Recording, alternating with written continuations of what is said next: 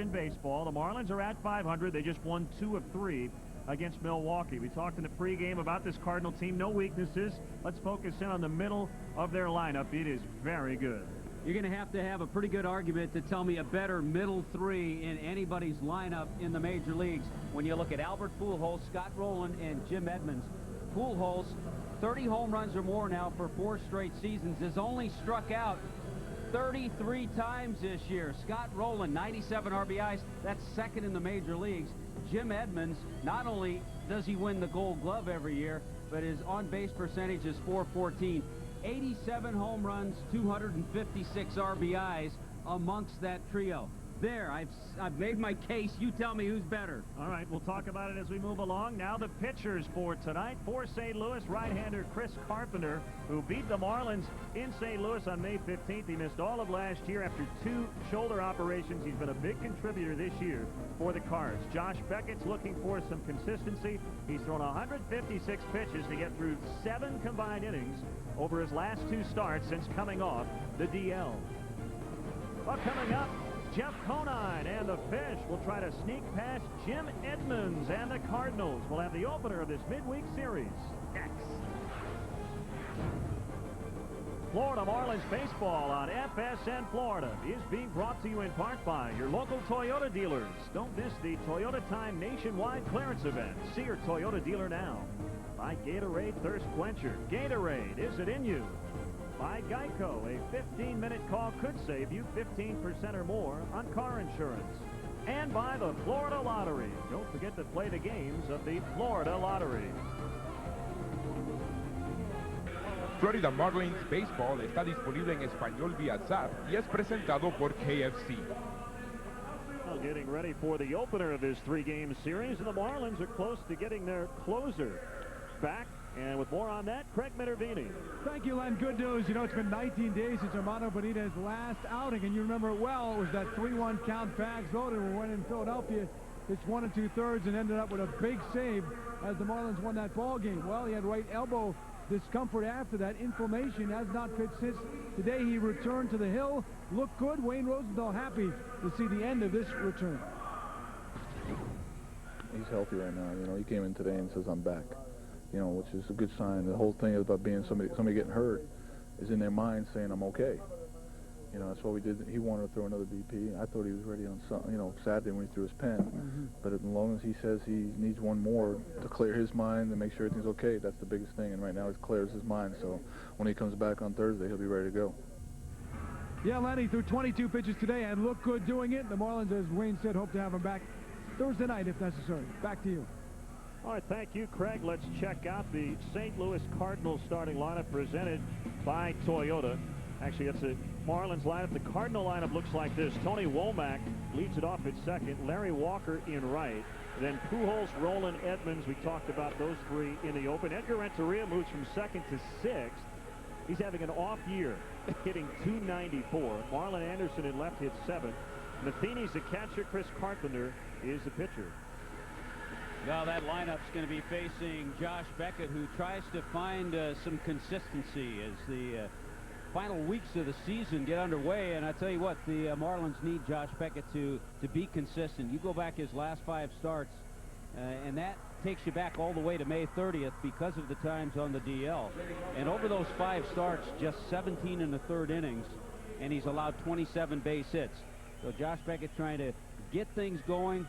In his career, he's 2-2 against the Cardinals, but the 2 wins came here at Pro Player Stadium. So a tough assignment for any starter, and Josh Beckett looks to be the guy to get things going tonight. Tony Womack will start it for the Cardinals, who beat the Marlins 2 out of 3 in mid-May at Busch Stadium. And Beckett's first pitch is a fastball, a little bit high.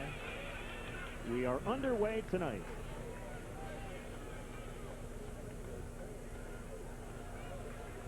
Seven bunt hits, 25 infield hits for Womack.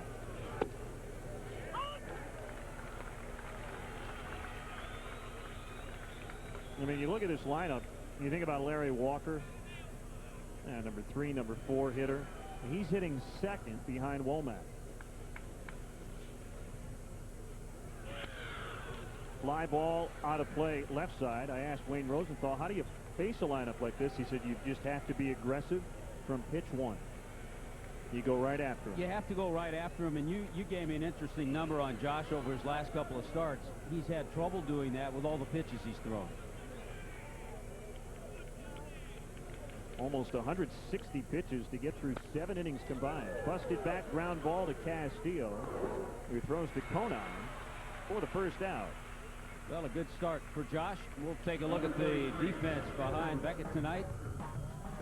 You notice Paul LaDuca back in the lineup. He's still bothered by that finger, the ring finger on his catching hand. Conine, Castillo, Gonzalez, and Lowell around the infield. Cabrera, Pierre, Encarnacion in the outfield. So we talked about the Cardinals defensively. Well, the Marlins aren't far behind. 2 very good defensive ball clubs here tonight. Now the newest Cardinal, Larry Walker, swing and a miss for strike 1. Second start with St. Louis. He was acquired on Friday for a minor league pitcher and 2 minor leaguers to be named later. Cardinals also got some cash in the deal to offset his high salary. 2 quick strikes on whiffs. Well, the fastball and the split. And Larry Walker told me before the game that when he got that first at bat at Busch Stadium, pinch hit at bat, was the most nervous he'd been in a long time. He got a standing ovation before the at bat and a standing O after a strikeout. He said, I didn't know what to do. He said, I felt like asking for another strike. The way he was treated by the fans, they made him feel at home. Paul LaDuca knows what that's like. And as a pinch hitter, LaDuca on the first pitch hit a 2-run homer.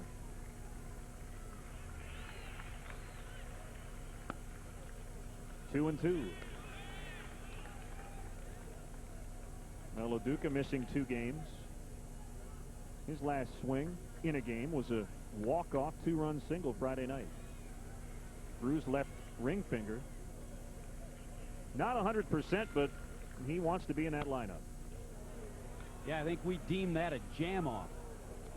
A jam-off, that's right. Got jammed by Dan Kolb, who kept coming inside with that heavy sinking fastball.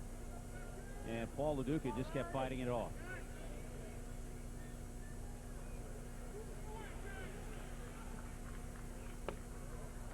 Full count. Well, why is Larry Walker a good number 2 hitter? I'll tell you why. A career on base percentage of .401. This year it's at .465. He did miss first 2.5 months with a groin injury and made his season debut with the Rockies in late June. Well, here's something to chew on for a little bit then. Walker and then the next 3 hitters, Pujols, Rolen, and Edmonds, all with on-base percentages of over .400. The payoff pitch fouled back, so a good battle here between Beckett and Walker. And there's Pujols on deck. Last year's National League batting champ.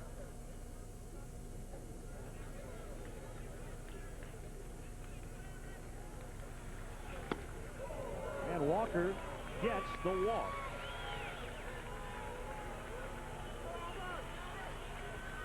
Now here's the summer takeoff weather report brought to you by AmeriSuites and Wellesley Inns and Suites. Comfortable 86 degrees, humidity at 63%. A wind out of the east at 12 and partly cloudy tonight. Marlins are 2-1 on this homestand. They were shut out by Chris Capuano and company as Milwaukee beat the Marlins 2-0 on Sunday.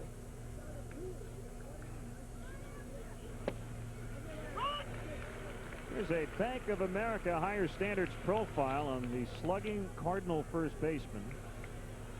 He's the first Cardinal to hit 300 home runs in 4 consecutive years. First major leaguer ever to hit 30 or more in his first 4 seasons. Well, Duca's going to throw to first, and Walker got back standing just in time.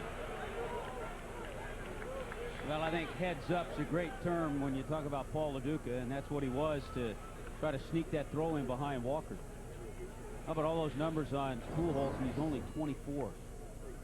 Hey, keeps that ball in front of him, sees that Walker's still a few feet off the bag, and tried to get him with a quick throw. The 24-year-old Pujols with 145 career home runs. Set ball to right, Encarnacion back a few steps and makes a catch just in front of the warning track. So Pujols is now 0 for his last 11. And it'll bring up Scott Rowland with 2 down. One of those things with Pujols coming into this series with the 0 for 10, you say to yourself, well, you'd love to see him continue that struggle, or is he close to coming out of it?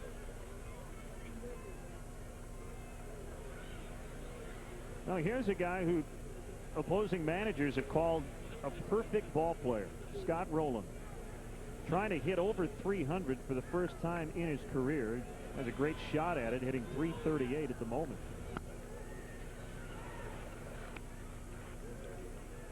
Leads the National League with 98 RBIs. He has no weaknesses. Defensively, some are calling him the best third baseman maybe ever.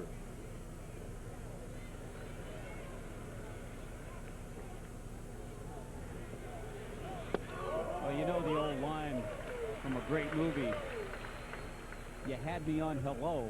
Well, you had me when you said Mike Schmidt said he's the best third baseman he's ever seen. Mike Schmidt, who has more Gold Gloves than any National League third baseman ever.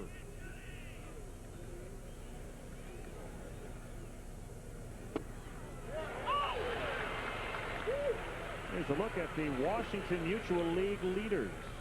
Cardinals leading the National League in batting average. They're second in runs, fourth in home runs, fourth in steals, so they can run too. How about leading the Colorado Rockies, who play half their games in Denver?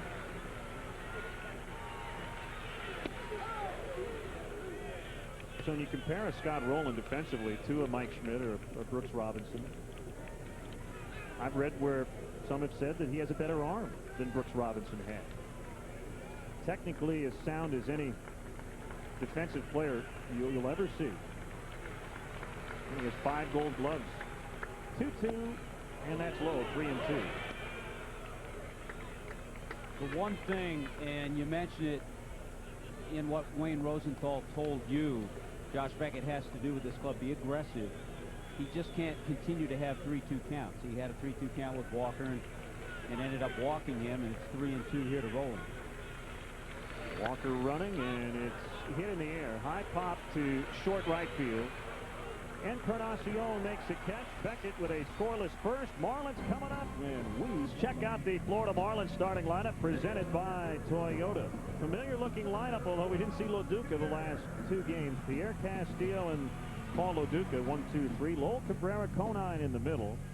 Encarnacion, Gonzalez, and Beckett rounded out. Well, the Marlins saw Chris Carpenter earlier in the year, and the Cardinals won that game 4-0. Carpenter went 7 1/3 shutout innings. Mixes things up well. Decent fastball, not overpowering. Nice curveball, good changeup. And he's having an outstanding year.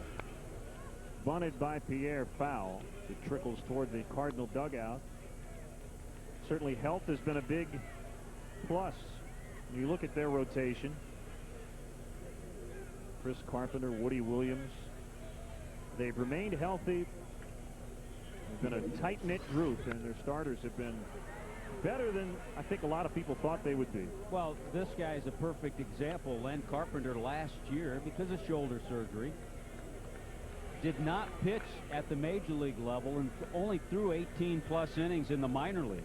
And here he is, hasn't missed a start this year, over 140 innings. Pierre smacks that one into left, so an 8-game hitting streak for JP. Ties his season high, 3rd 8-game hitting streak for Pierre. Well, again, Rico brings you our defense. We'll check things out. We mentioned all the Gold Gloves. Marlon Anderson, Edmonds with 6 gold. Larry Walker with 7. Renteria, a couple of Gold Gloves. Scott Rowland has 5. Womack and Pujols on the right side. Mike Matheny has won 2 Gold Gloves. So an outstanding defensive ball club, the St. Louis Cardinals. Runner at first, no outs.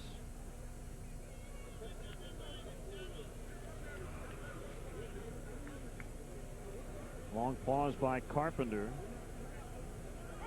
And finally, time is called by Chris Guccione. With Pierre at first, expect some action on the bases. And remember, there's always action at the Hollywood Greyhound Track, Pembroke Road and Route 1 in Hallandale Beach.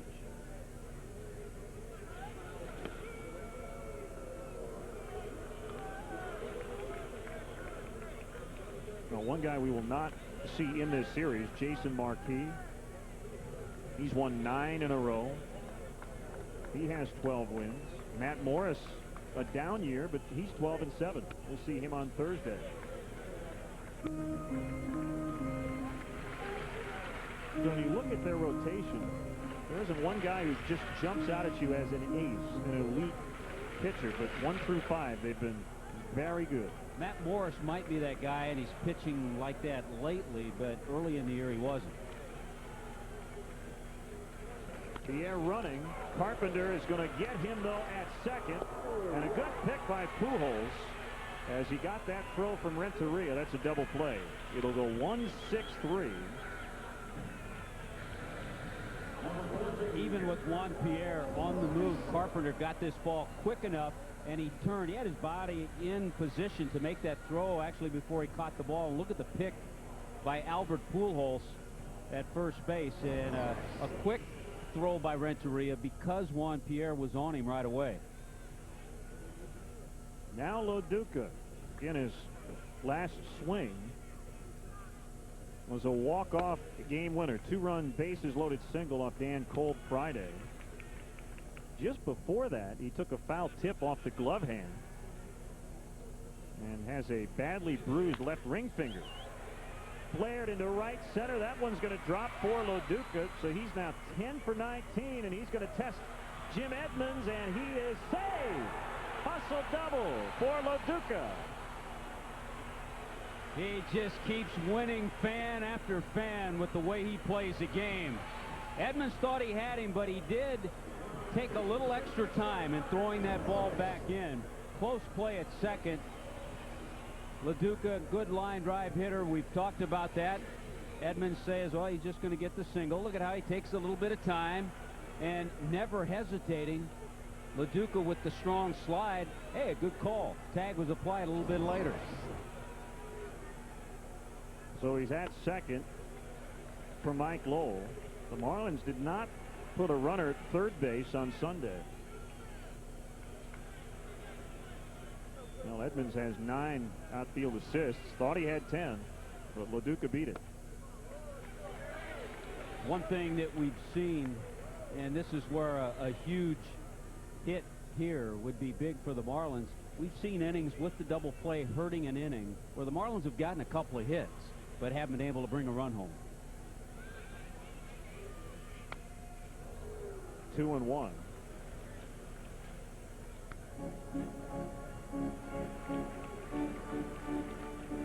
Good matchup, though, I think, for Mike to get himself going.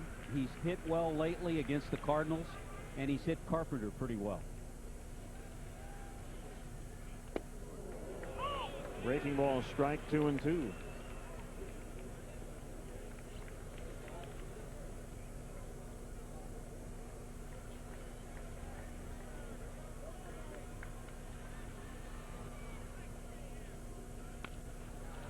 Bounce to Renteria. It's a routine play. The Marlins get 2 hits, but no runs in the first. Well, the Marlins with a couple of hits off Chris Carpenter in the first inning. But could not get a run home. Josh Beckett gave up a 1-out walk with no runs. Will face Jim Edmonds here in the second.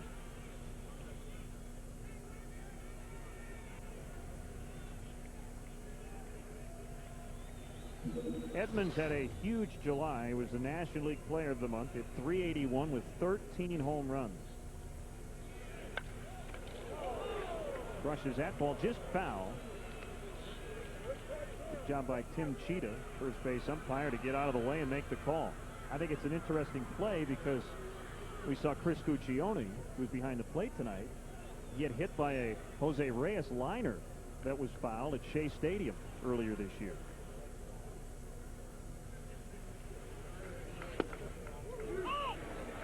Good fastball by Josh Beckett to a guy who is hitting pretty well. 6 for 10 with a home run against Beckett.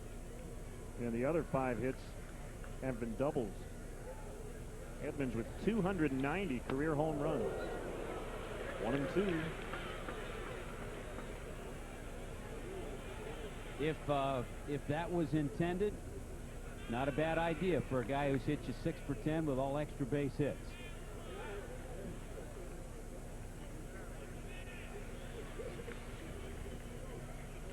Swing and a miss. Served a purpose, too. First strikeout for Beckett. Here's the Just for Men hair color rejuvenating play. Paul LaDuca kept getting jammed, but he won the battle, and the Marlins won the game. 2-run walk-off single Friday night. The Just for Men rejuvenating play. Just for Men, more than a hair color, it's the rejuvenator. Well, the former Marlin Edgar Renteria. Well, we saw Craig Counsell over the weekend. He scored the run. And here's a guy who knocked him in Game 7 of the '97 World Series. Yeah, you talked about a down, a quote-unquote down year for Edgar, hitting .294. Here's a guy who had 100 RBIs last year, and he's hitting 6th in that lineup.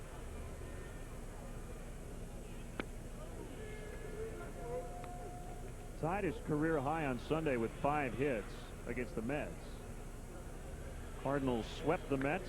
They've won 5 in a row and 16 of their last 20. By far the best road record in the majors of 36-17. In fact, their road record is better than the home record of 28 of the 30 major league teams, including their own home record of 36-21. Well, this is their second best start in 60 years. Swing and a miss, 2-2.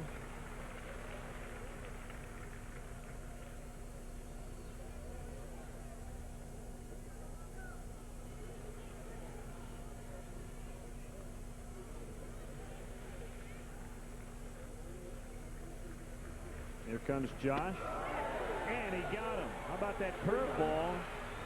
Got it working well tonight. Well, he has. He's had the fastball, he's had the changeup and split that he uses, and the curveball. All of them are working, and he's located the fastball well. With 2 outs, it's Marlon Anderson getting the start in left. He's now made 23 starts in the outfield. And he pops it up. Good inning. Nolan foul ground makes a catch. It's a 1-2-3 second for Beckett. Miguel Cabrera starts the second for the Fish. Takes some fastball high from Carpenter. Miguel probably didn't want that off day yesterday. He has been red hot. 13 for his last 25.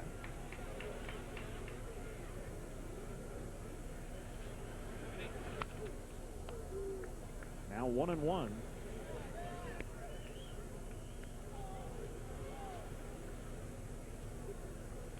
Yeah, Miguel still leading the National League with a batting average over 400 since the All-Star break.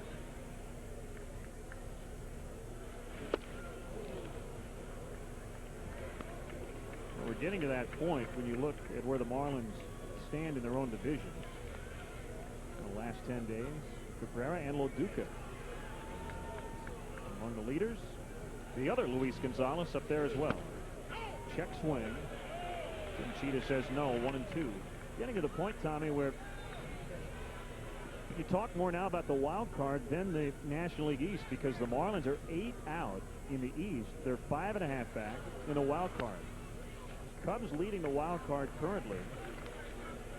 Padres, Giants, Phillies also ahead of the Marlins, but the Fish will play all 4 teams ahead of them the rest of the way. So yeah, we were talking before the game, and yeah, you made that point that the Marlins do have games against those teams. That's a fair ball, rolling with that cannon, and he gets Cabrera. How about that arm? Kind of like to see that again, but it was an unbelievable play by Rolen because he picked it out of the air barehanded. He knew he had to. Bare hand. all the way across the diamond, and a big stretch by Pujols. And he got him. Tim Cheetah right on the call. What a play by Scott Rowland, who does have a stronger arm than Brooks Robinson. Here's Jeff Conine. Remember, the Marlins won 3 in a row. They changed things up, had the pants, the bottoms of the pants hiked up around the knees. But after that loss on Sunday, changing it up again. So those who like that look, like Miguel Cabrera, staying with it. The other guys going back to their normal look.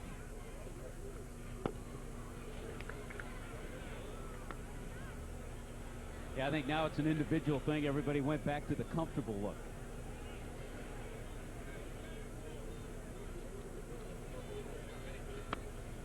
Oh!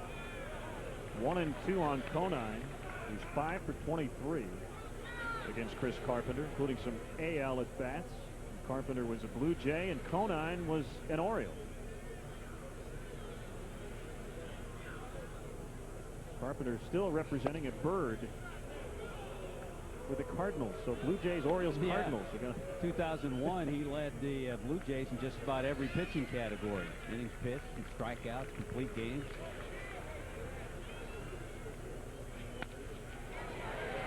Pujols knocks it down, bare hands, kicks it, and Conine reaches with an infield hit. And some English on it because he took it the other way. Tough play for Pujols. He's fully extended. The ball kicked up on him, but a good swing, good at bat by Jeff Conine to not try to pull that pitch. Just take it that way, and he ends up getting the hit.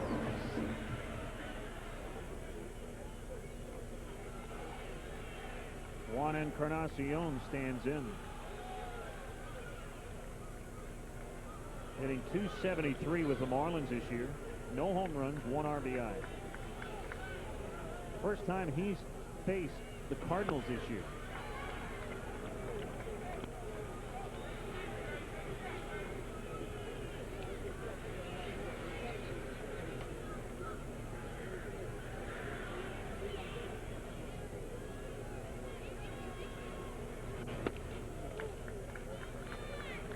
Probably the 2 hottest teams in the National League, the Cardinals and the Braves. Cardinals will head to Atlanta after this series. Jason Marquis going to get revved up for his Saturday night start against Russ Ortiz. Yeah, I think so. I think he feels he never really got a full opportunity with Atlanta. He was kind of back and forth, bullpen starter, minor leagues. He's gotten that opportunity with St. Louis, and he's pitched very well this year.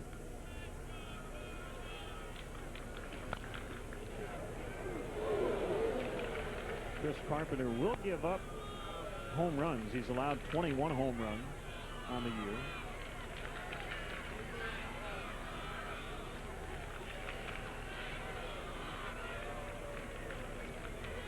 There's just 32 walks in over 140 innings.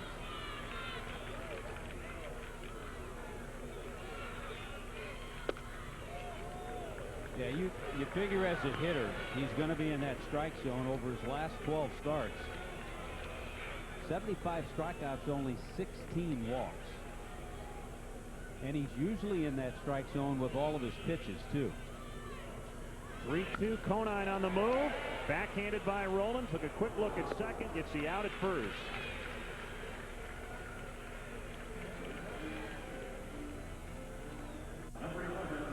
You never know who will drop by or what will happen on the Best Damn Sports Show, period.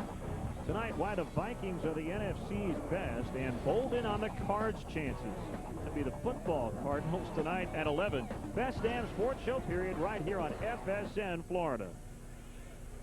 I think you can already see, and we haven't even seen 2 complete innings, the influence of defense on the Cardinals in the early part of this game.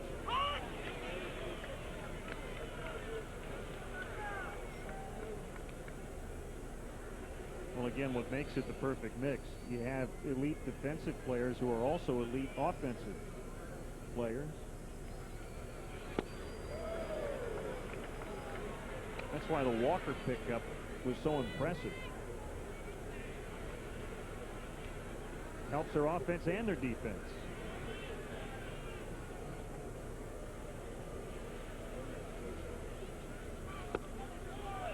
Just outside. This is one of the areas where Alex doesn't have the patience you'd like to see from a number 8 hitter. Number 8 hitters usually walk a lot more than Alex has because pitchers are going to pitch around him a lot. They're not going to see a lot of good pitches to hit.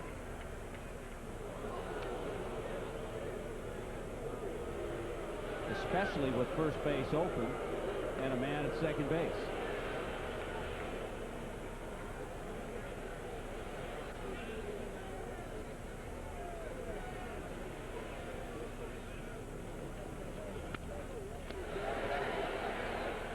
The other little subtle thing, if you're the Cardinals in this spot, it's early in the game. You've got a high-powered offense. Chris Carpenter, he's not worried about walking Gonzalez facing the pitcher. He's going to go right after the number 8 hitter, try to face Beckett to lead off the next inning.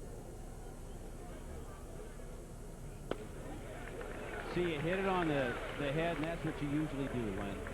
That's why some of the pitchers that we've talked about, Suppan, Marquis, Carpenter, are having good years. They go out there nice and relaxed, free and easy, knowing that that offense is going to put up some runs for them. Makes a difference.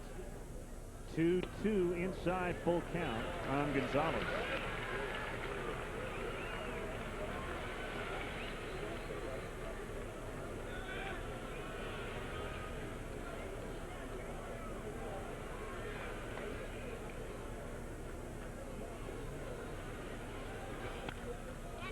Popped up, and this one's going to get out of play. Well, the Marlins went 0 for 11 with men on base on Sunday, and they're 0 for 3 tonight.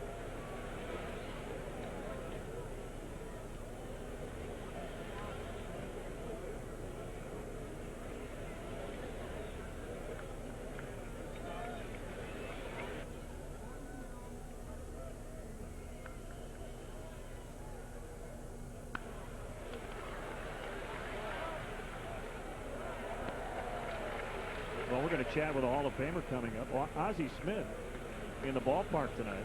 Don't know how much Ozzie's had a chance to watch Alex Gonzalez play short, but we'll ask him. Get his thoughts on Edgar Renteria. Lined into left fair ball. Conine's going to score the first run. Alex snaps an 0 for 12 with an RBI double on the 10th pitch of the at-bat. What a great at-bat by Alex. He saw a little bit of everything.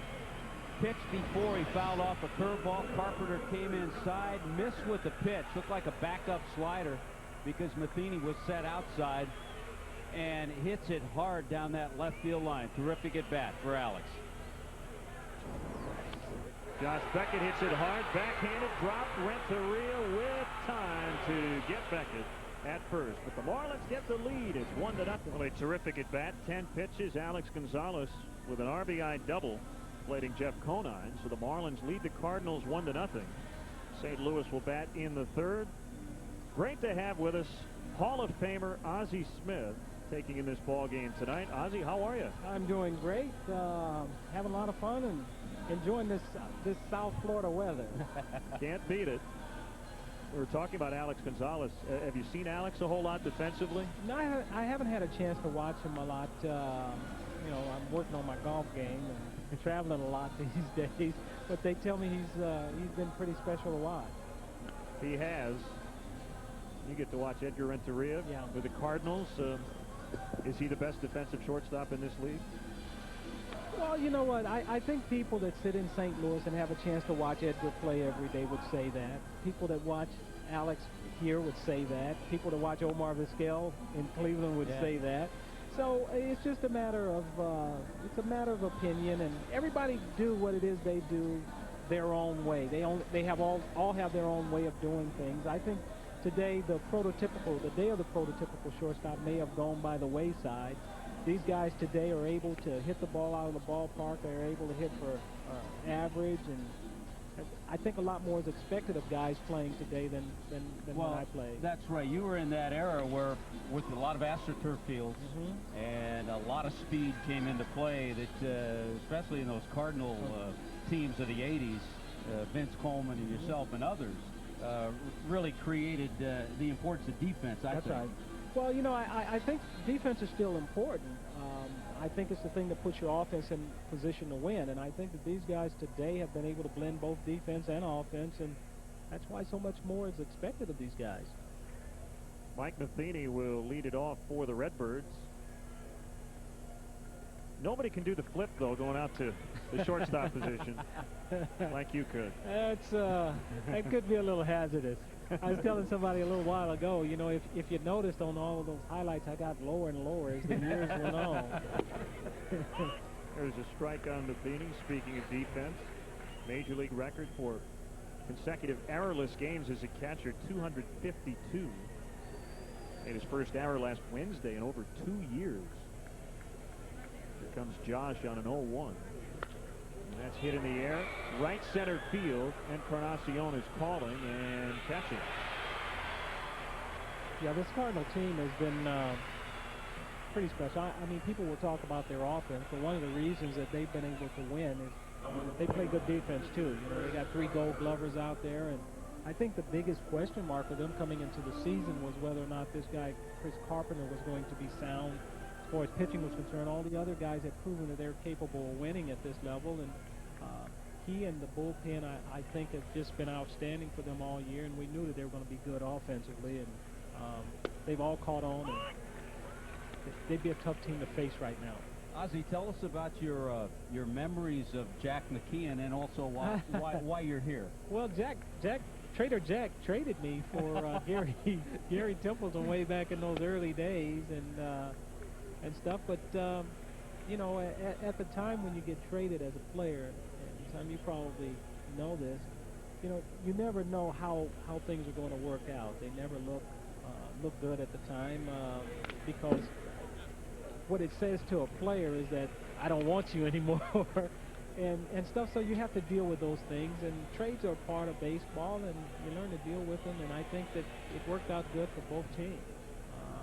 You know, I had the opportunity once I went over to St. Louis to have a chance to win, which I think all of us are looking for, that opportunity to win, and sometimes it's not with the club that you're drafted with. And a lot of people don't realize Gary Templeton was one of those kind of shortstops that you're talking about. That's now, right, that's right. Offensive and defensive guys, yeah. One of those guys that could run like a deer. He's probably 170 pounds, but he could hit for power, could hit for average, and probably had the most talent of any shortstop that I've had the opportunity of seeing play. Coming up on this next road trip, Paul Lo Duca is going to face his former team, the Dodgers. What was it like when you faced the Padres early on in your Cardinal days? Did you have a little extra adrenaline going? Well, you know what? You try and stay away from things like that. You try and play on an even keel every day, and play the same way. Give it your all every day. And I was one of those players. I think it warms the heart to be able to do something that to beat them. You know, come up with a big hit or whatever. But you don't put a whole lot of pressure on yourself by trying to be that guy. Just working hard at being consistent as I could possibly be day in and day out. And if that meant making the play against the Padres, if it meant making the play against the Dodgers, then you try and do that. Yeah, I'm also here to talk about AmeriQuest.com, who has become a big player with Major League Baseball. They have a contest called Take a Legend to the World Series. You can either go to the World Series with myself, Tommy Lasorda, or George Brett, just by clicking on the www.ameriquest.com to register to win. And on there they talk about, for instance, most of us have those high-interest credit cards. They talk about paying that off for you so you have lower monthly payments. And they also have some other products on there online that you can check out to try and get your finances in order. Myself and George and Tommy kicked us off at the All-Star game, and we're just going around the country now. I've had an opportunity to go to some minor league ballparks and visit with the people at the minor league level, and it's just been a lot of fun. I've enjoyed my relationship that I've had with AmeriQuest. Well, Paul Lo Duca just took a foul tip. Ouch. A rough few days for Paul. See, I'll tell you something that you might not know, and this is the guy I would choose. Tommy signed me. Is that right? In 1964. So Tommy Lasorda and I go back a long way. All right. Now, I assume you're in the picture. I've seen it. That was in Sports Illustrated. Yeah. You got. I mean, that was something else. All the Hall of Famers together in Houston. We take those pictures. We take those pictures every year, and you never know. This is the first year they put it in Sports Illustrated.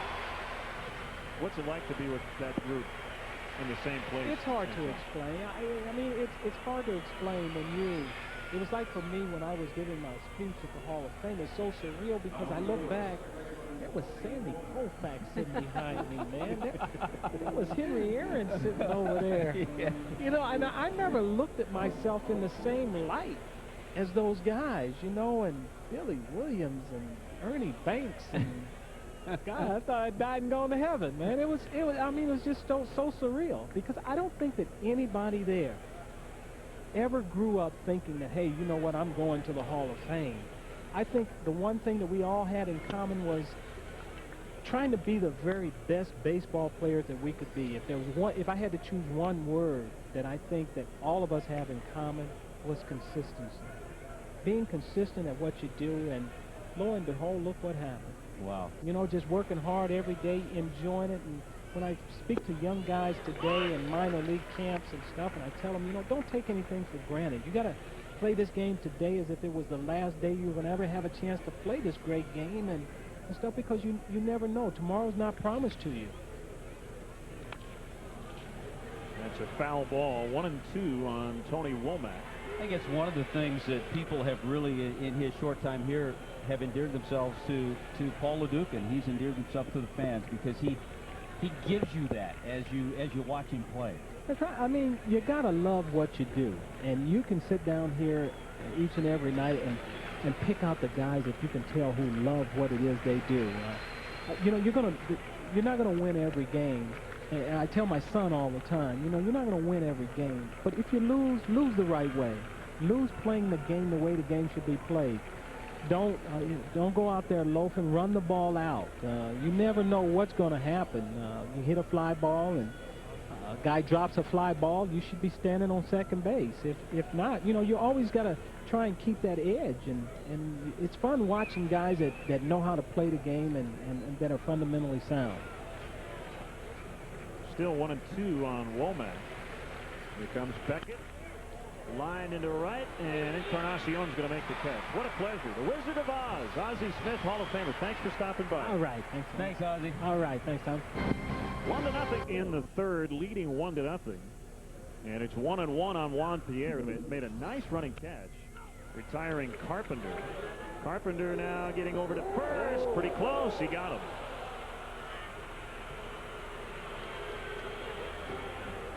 Well, don't miss our next live telecast Thursday at 7 as the Marlins wrap up this series against the Cardinals.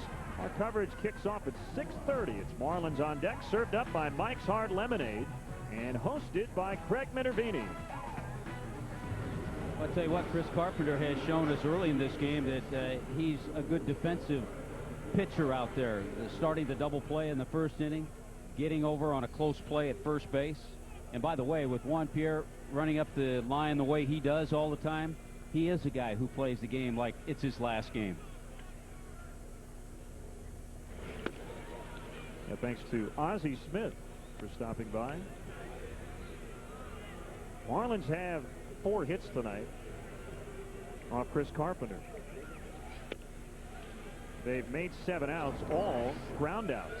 This is how close it was at first.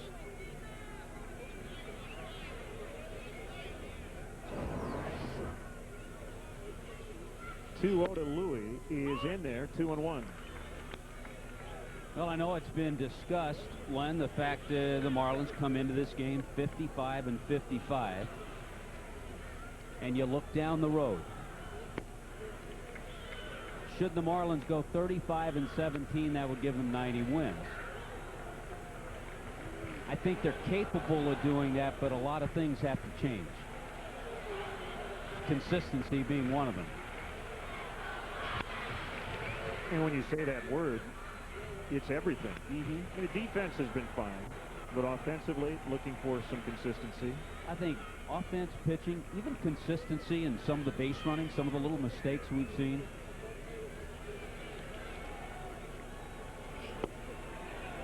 There's a one-out walk.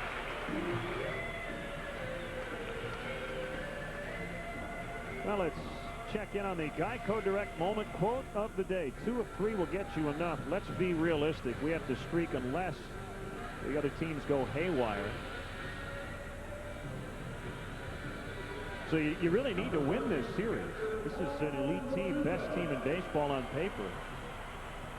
But the Marlins can't afford any dry spells the rest of the way. They have to start being more consistent on the road. They have a 9-game trip coming up. And the Marlins are 5 games under on the road.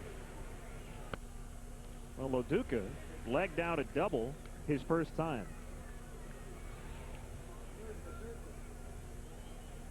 So he's now 10 for 19 as a Marlin, 3 doubles, 2 home runs, 8 RBIs.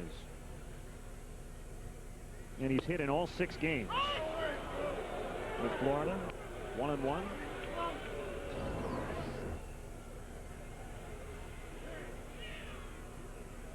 Well, you have to file that away and see if Chris Guccione stays consistent with that high strike call.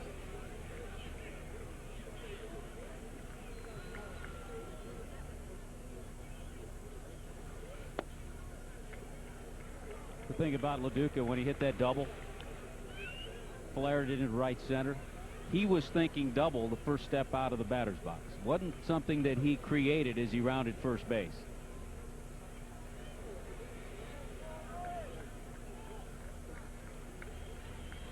Two-one from Carpenter is hit into left in front of Anderson. So Loduca's 2 for 2. Fox Sports Net and Subway want you to win the Racing with Roush sweepstakes. One grand prize winner and a guest will fly to North Carolina, go behind the scenes at Roush Racing, and then fly with Team Roush to Homestead, Miami for the Ford 400. Race to your local Subway for a fresh value meal and pick up your entry form today. Well, you see what the Marlins missed with Paul Loduca out of the lineup. He has been on an offensive tear.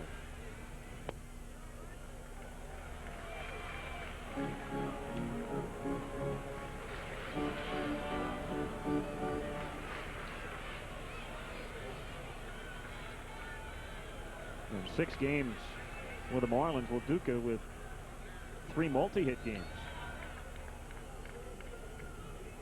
Here's where it's tough in a situation like Mike Lowell to not put pressure on yourself, because he knows he's one of the key guys in that offense to drive in runs.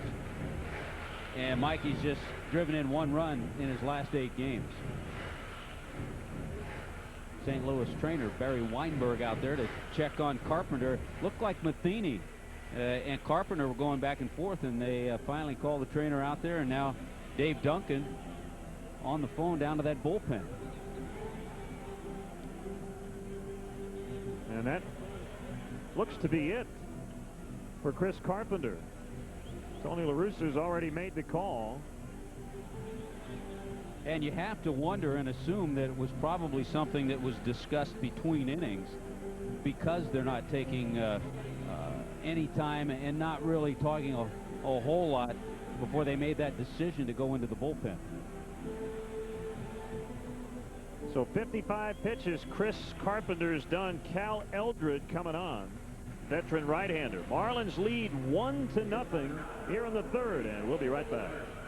Not quite sure what's going on with Chris Carpenter. He did just point at Tony La Russa's lower back. I'm not sure if he's saying that's why, but we'll get you an update as soon as we can. Fans, be sure to get your official Marlins merchandise at the Marlins in Miami store, located at the corner of 37th Avenue and 8th Street in Coral Gables.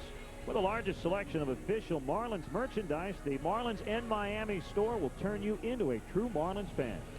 Visit the Marlins in Miami store. Marlins baseball. Go Fish. Great to see Cookie Rojas, Raul Stryker Jr. Playing the game of Spanish tonight. Find them on your SAP button. Aquí estamos esperando a ver qué sucede ahora con Cal Eldred. Well, a new pitcher for the Cardinals. Been around the block a few times. Been a starter and a reliever, Cal Eldred. Primarily used out of the bullpen this year by Tony La Russa. 36 games, no starts. Not a real strikeout guy, keeps the ball down, but as Len mentioned, he has been around at one time a top-notch starter coming up in the Milwaukee Brewers organization. Won 16 games for the Brewers in '93, was 11-2 the year before that, but has had many different arm injuries. But now a guy who's made the transition because of a lot of arm injuries. He's made that transition to working out of the bullpen. Here's the Discount Auto Parts fact. The 36 road wins for the Cardinals leading the majors, and only 3 teams have as many home wins: the Yankees, the Athletics, and the Dodgers. With their next win, it would be number 37. They'll match last year's road win total. Cardinals went 37-44 last year on the road. And right now their big concern is Chris Carpenter, who had to leave the game due to an unspecified injury. Well, they've only had one turn all year missed by a starting pitcher. That was Jason Marquis, missed one start. Castillo's at second, Loduca's at first with 1 out in the inning. And a 1-ball, no strike count on Mike. Here's Eldred's pitch. It's fouled back.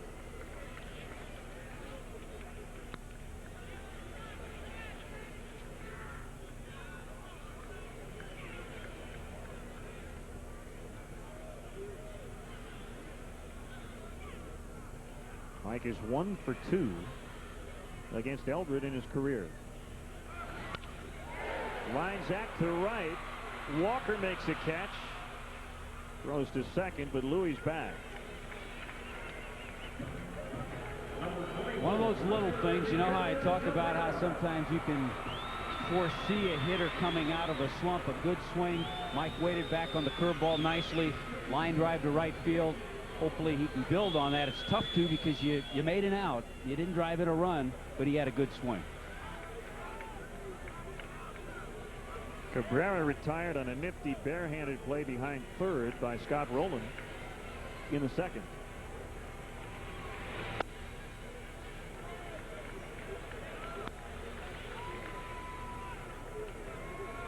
Right now the Marlins kind of waiting for that big hit to kind of add on a little bit.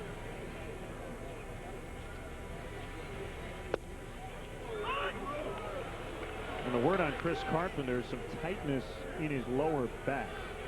So the preliminary report would be good news for the Cardinals, not arm related.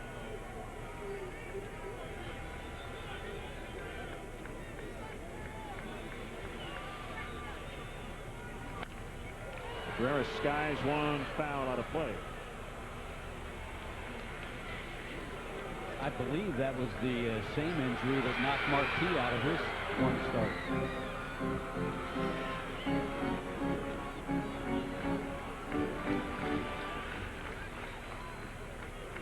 Well, if you had said before this game one of the starting pitchers would have to leave in the third inning due to injury, Chris Carpenter probably wouldn't have been your #1 candidate.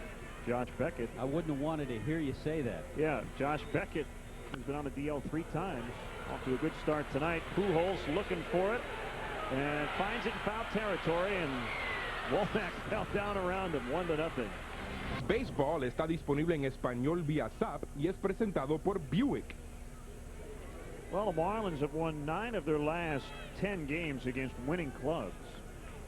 Been a while since they've played a winning club. 3-5 over their last 8 against sub-500 teams. But they lead the Cardinals 1-0. And it's Larry Walker here in the 4th. That pitch number 48 from Josh Beckett, who has not allowed a hit through 3.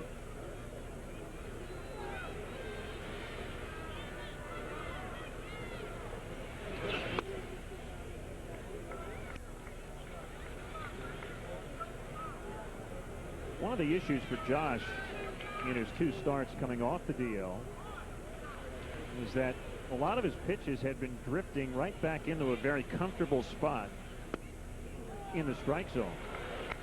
Gave up 9 hits in 4 innings in his last start at Arizona.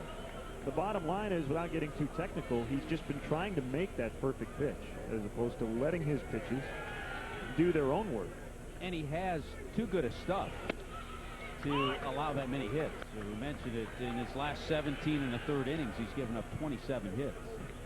For instance, with a two-seam fastball, instead of a quick, late, sharp break, it had been breaking too early, giving hitters an opportunity to see it. He's walked Walker twice. And that'll bring up Pujols. Let's check out the Aflac trivia question. Aflac. Ask about it at work. We're the 5 current managers to manage major league teams in 4 different decades. Hey, the best way to give you a hint or just help you with this question, we're only going to make you come up with 3 of them because 2 of them are here. How's that? Perfect.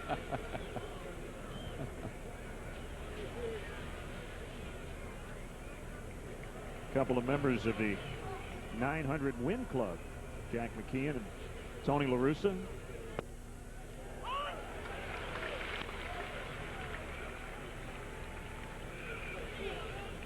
One and one on Pujols, who flied to right his first time up. Walker's at first with no outs.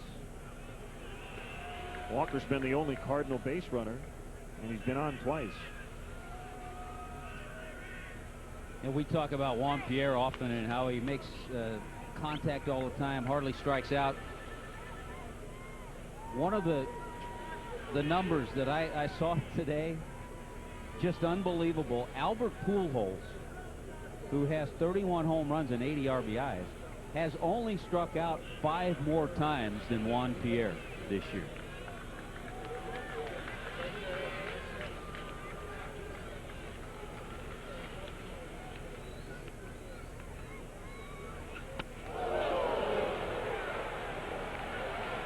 Two and one.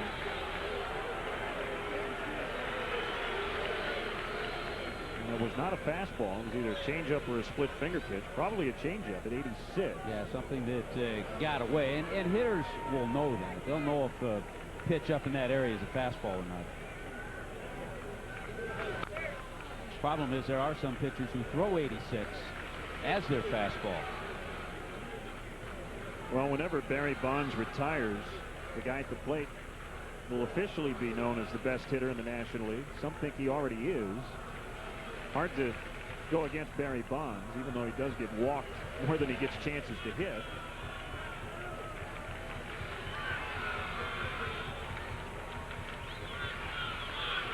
Two-two. And he struck him out. Boy, and he got a tough guy. We just talked about it. He's only struck out now 34 times all year. Fastball misses. Good pitch there for strike one. Missed with that changeup. Got a foul ball on an off-speed pitch and blew him away with a high fastball. So it's Scott Rowland with 1 out.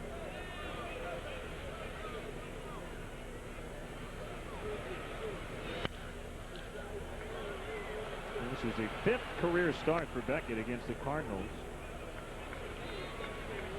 And 2nd this year.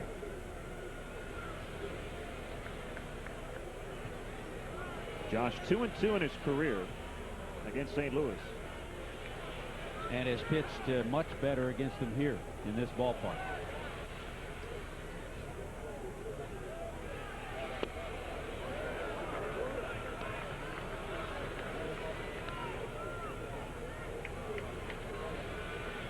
As we told you right off the top, looks like Armando Benitez will be back on the active roster Thursday for the finale of this series.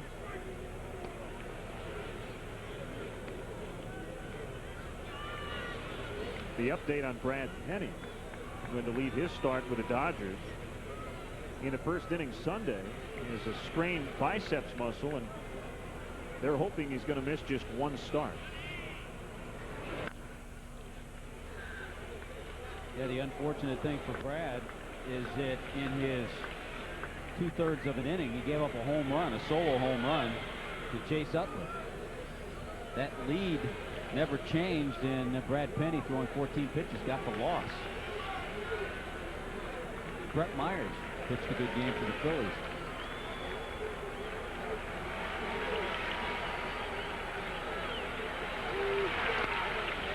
Good play by LaDuca. 2-2. It's been fun for a guy like Paul LaDuca, I'm sure, to handle this pitching staff, because you've heard him say when he was with the Dodgers, you hated playing the Marlins because you knew you had to face those guys. And that's why he believes in this ball club.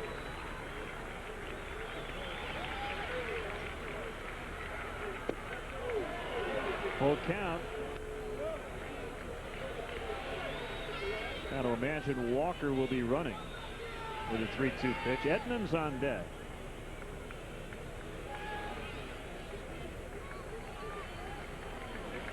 Again, the Cardinals are 4th in the National League in steals. He is running. Strikeout. High throw gets into center. Walker will head to third. So it'll be a stolen base and a throwing error on LaDuca. But 2 outs in the inning after the rolling strikeout.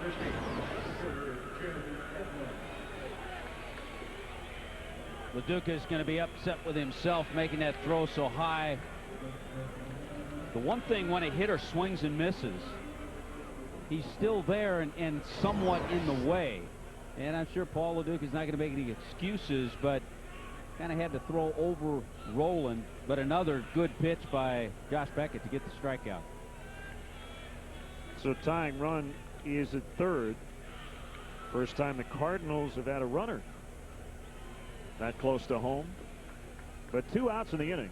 And the pitch to Edmonds made him dance. 1-0.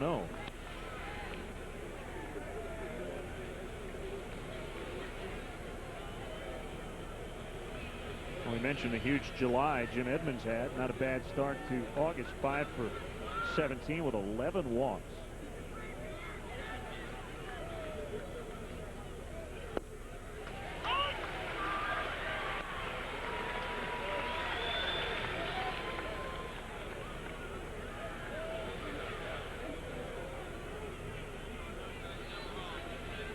Beckett has 4 strikeouts.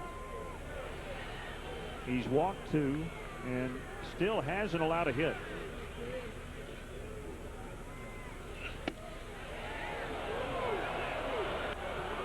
I think he realizes not that it's a light touch on deck, but it's Edgar Renteria, right-handed hitter. First base is open, so he can try to make some perfect pitches to Jim Edmonds.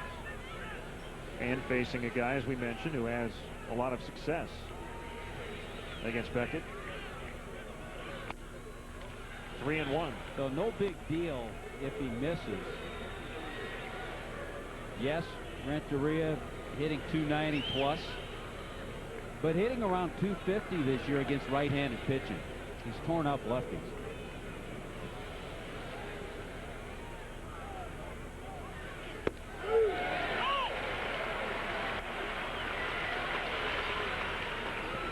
Good pitch there in the inner half. 3-2. I think that was the split. 90-mile-an-hour splitter.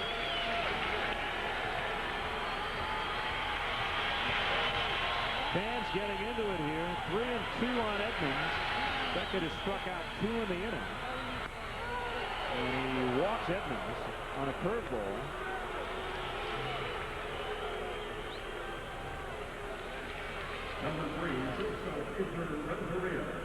And here's Edgar, who was caught looking in the second.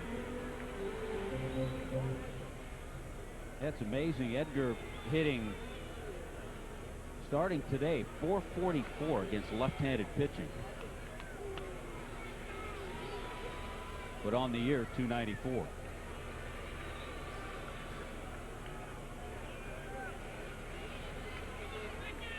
Walker at third, Edmonds at first. And the pitch to Renteria is a knee-high strike. You know what, Len? Last year, Edgar hit .391 against left-handed pitchers. So he takes advantage of that little advantage. And while it's possible Matt Parasho might face Renteria in this series, can't imagine Jack's going to bring in Parasho to face specifically Edgar.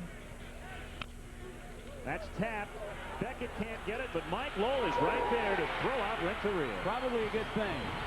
1-0. Cal Eldred replaced the injured Chris Carpenter in the third inning. Carpenter left with tightness in his lower back. Eldred retired the final two men in that third inning. And will face Jeff Conine, who takes one inside. Well, sometimes you're fortunate that the pitcher doesn't deflect this ball. If that ball just is deflected a little bit, it goes in the other direction, and Mike Lowell can't make the play, and it's a 1-1 tie. Conine will be followed by Encarnacion and Gonzalez here in the fourth. Marlins are out hitting the Cardinals 5-0. The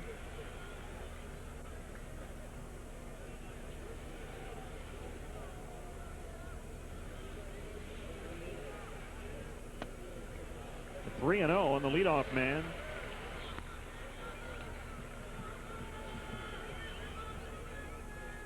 I think one of the things, and I'm sure with Eldred having to come into the game as early as he did, we'll get into it a little bit more.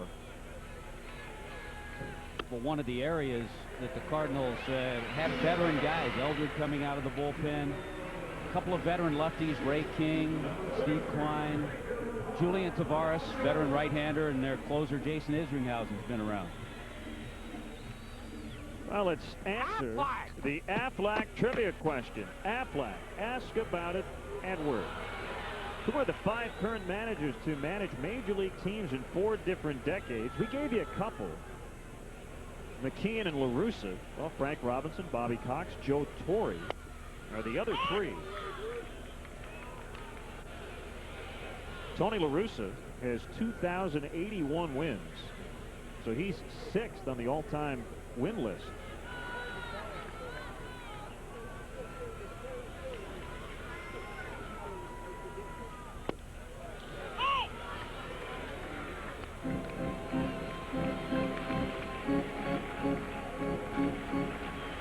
Cardinals lead the National League Central by 11.5 over the Cubs.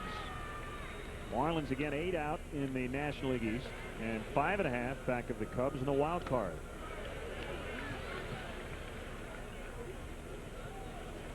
Cubs just underway at home against the Padres tonight. No score in the first. You mentioned Tony LaRussa. Been with the Cardinals so long, ever since '96. You forget about those strong teams he had with Oakland. And then also he got his start managing in the major leagues with the White Sox. And 9th year with the Cardinals, 26th in the big leagues. Will not talk about the Hall of Fame. Refuses to talk about it, even though he's going to have a good shot at it. Again, the 6th winningest manager in history. Foul tipped into the mid.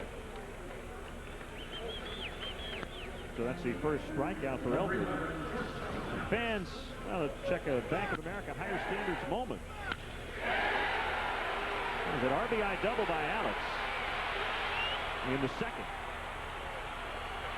Yeah, and so far, that's been it. After the infield base hit of Jeff Conine's, Alex's double drove in Jeff.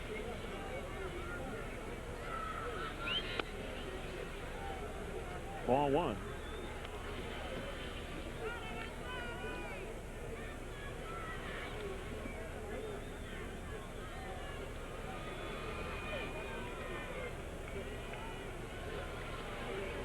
Conine was dancing off first. Swing and a miss. 1-1. You're just mentioning Oakland in association with Tony LaRussa. You see where Oakland and Minnesota played 18 innings Sunday? 2 for the price of 1, right? 18 innings.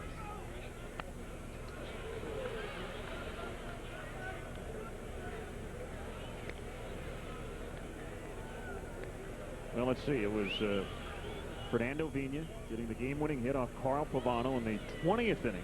See, that's why I guess I thought of that. Because of the Cardinals and Marlins. Late April of 2003.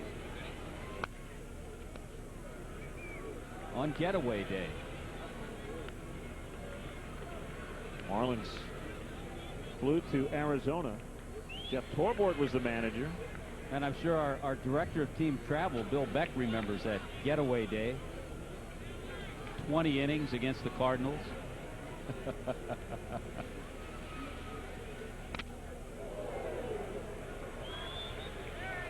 Yeah, I think the hotel in Phoenix booked rooms for other people. Because the Marlins didn't need them. He said they're not showing up.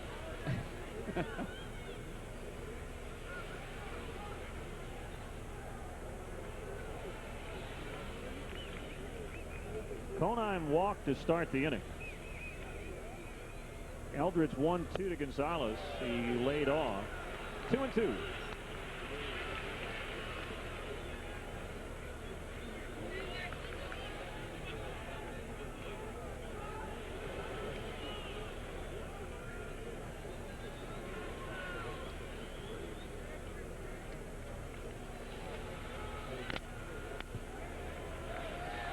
Well, another good at bat by Alex Gonzalez. Remember when he doubled, I believe that was on the 9th or 10th pitch that he saw.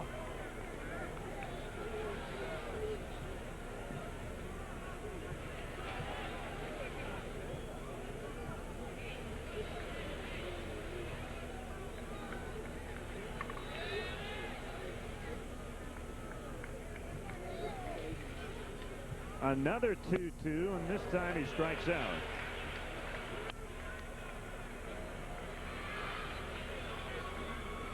Fans take advantage of the new Comcast 12 package for 12 Marlins home games. With prices starting at just $48, save up to 35% off individual ticket prices. Call 1-877-MARLINS or visit FloridaMarlins.com. Marlins baseball. Go Fish. Josh grounded out to short to end the second inning. Has 3 hits on the year, all singles. Tried to help his own cause with that last swing. See, you have a swing like that on a fastball, and you're a pitcher, you're probably not going to get that heat the next pitch, and he didn't. Eldred dropped in a nice curve for strike 2.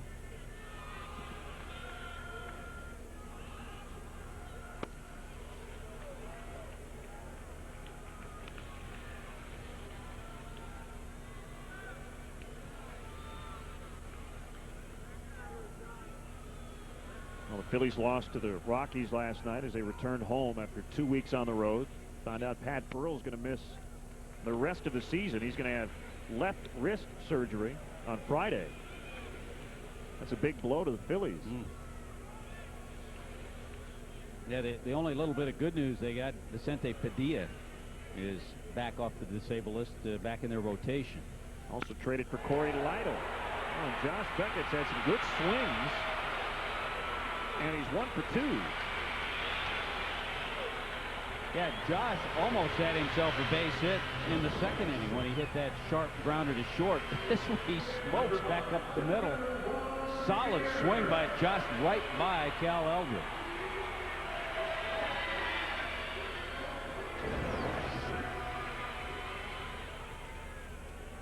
So first and second with Pierre coming up. Juan is 1 for 2, singled his first time, grounded out, and at bat number 2. 8-game hitting streak for JP. Rolling even with a bag at third, everybody else back with 2 outs.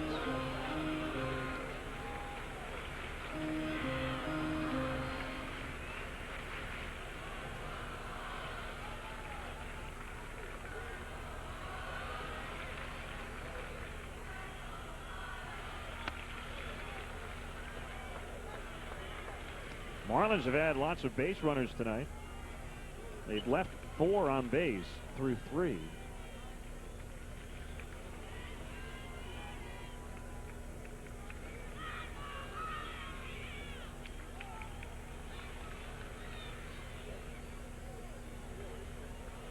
Kick and the pitch. good patience here in this inning.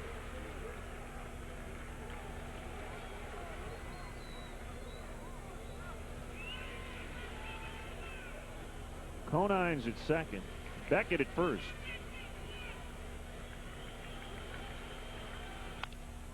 Get on the ground fair. Scooped up by Pujols, who will touch first before Pierre. 1-0 Marlins. Now Josh Beckett and the Marlins lead the Cardinals 1-0. Josh has not allowed a hit. He's walked 3 through 4. So he gets ready for the 5th inning. Max Kellerman won't pull any punches as he goes toe-to-toe with the biggest names in sports on IMAX. Coming up tonight is Edgar Hallbound. Are the Seahawks the NFC's best?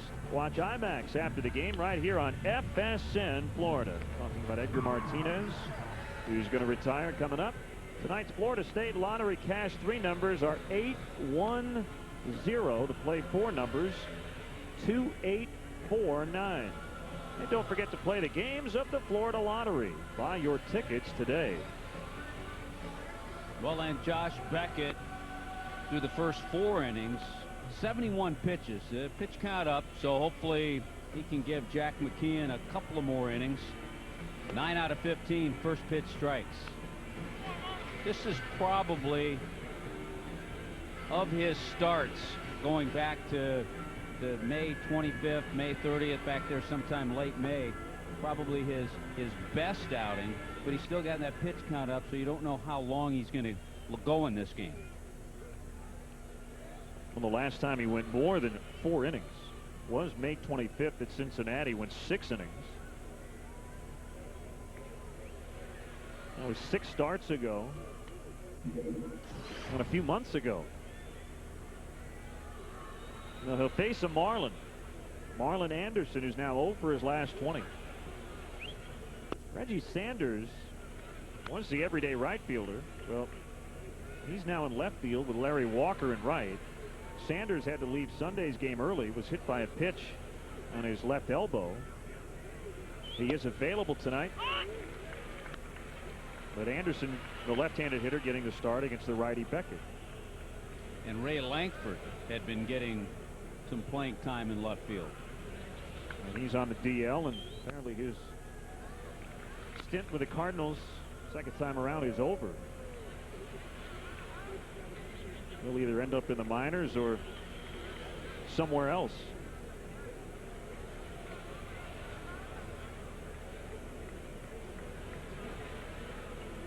The wind and the pitch.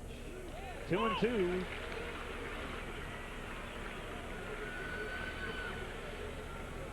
Josh has used all of his pitches tonight, and he's been effective.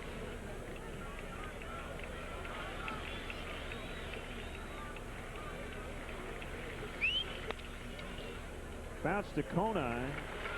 1 out.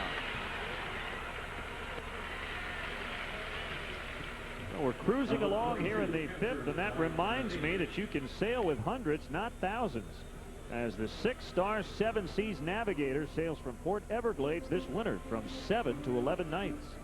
Visit rssc.com.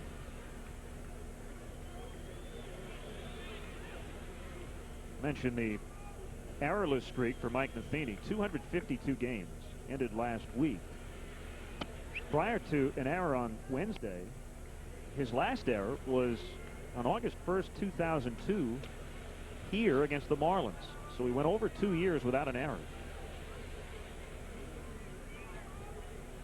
And all it takes is one bad throw. We saw Paul Lo Duca make a throwing error.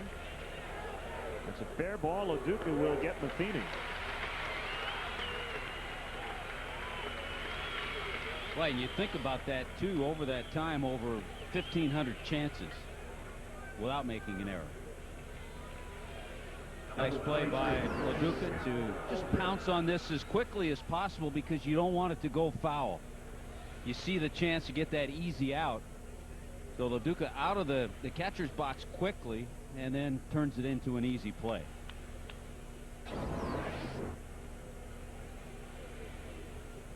First at bat for Eldred. We talk about this a lot when we see the Cardinals. Mike Matheny's offense, not that big a deal because of the other guys in their lineup. Well, that's even more so the case with Larry Walker added to that lineup. And Yadier Molina, young catcher, and the youngest of the three Molinas, Jose and Benji, who play with the Angels, he's been getting more playing time behind the plate. And we're told he's a terrific defensive catcher as well.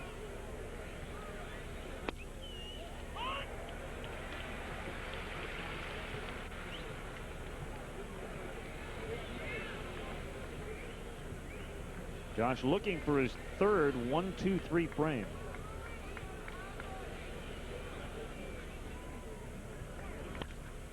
Right back to Beckett. He drops it, but he will get Eldred, and they'll stand here at the ballpark. It's good pitching, can stop good hitting, and Josh Beckett has been on tonight. So just over 80 pitches through 5, no hits, and the Marlins lead 1-0. I know what you're all thinking, but he's thrown 82 pitches and will probably only get another inning or two.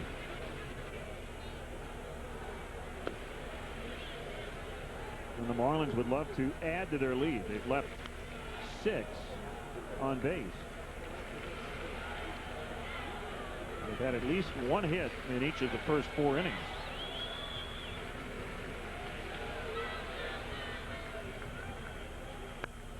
Popped up on the bunt to make it 1-1.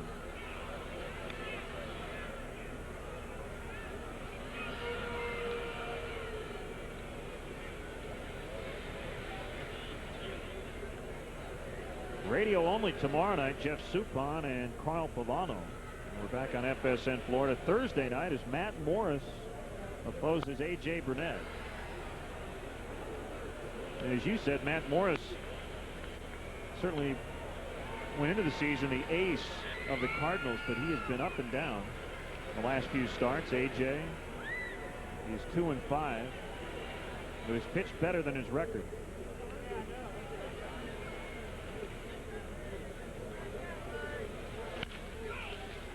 One bouncer to Pujols. Now here's a Chevy flashback, and observers call it one of the best catches they'd ever seen. July 16th, Jason LaRue in the ninth had a home run taken away. Look how far Edmonds went over. He was surprised he made the catch in Cincinnati, preserving a win. Yeah, the amazing thing about that too, went over the fence and with the backhand. It's one thing to go the other way, but to backhand it and come up with it, unbelievable. He makes 3 or 4 of those a year.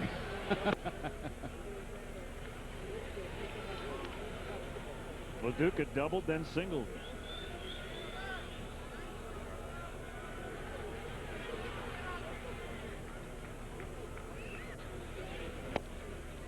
And 550 as a Marlin.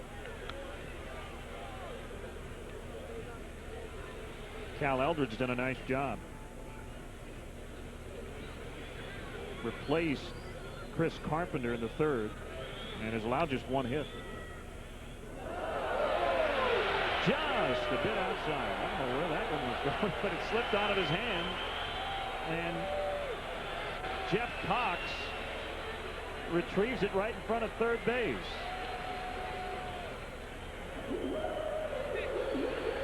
Just missed with this out of the strike zone.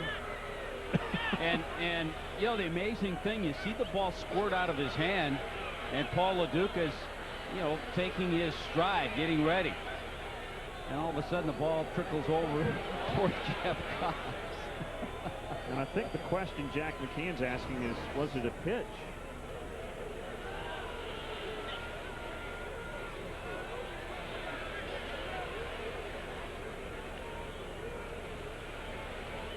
So no tuck rule, apparently. Even though the arm was going forward. Replay shows. So a 1-1, and yeah, that's low. Kind of make you a little shaky in the batter's box on the next pitch. If the one before that just went over to third base.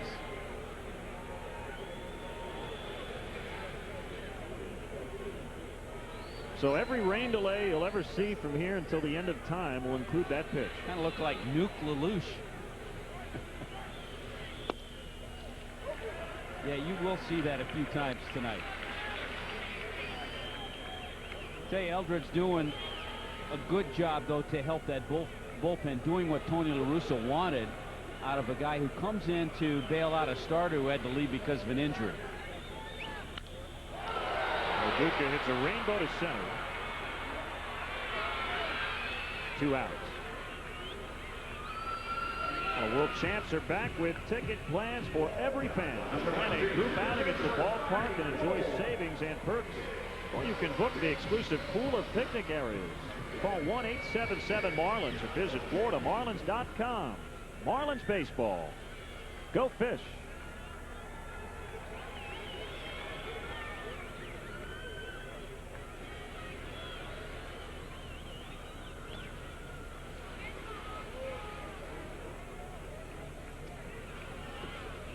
Mike 0 for 2 tonight, 3 for his last 30. Did line hard to right against Eldred his last time up.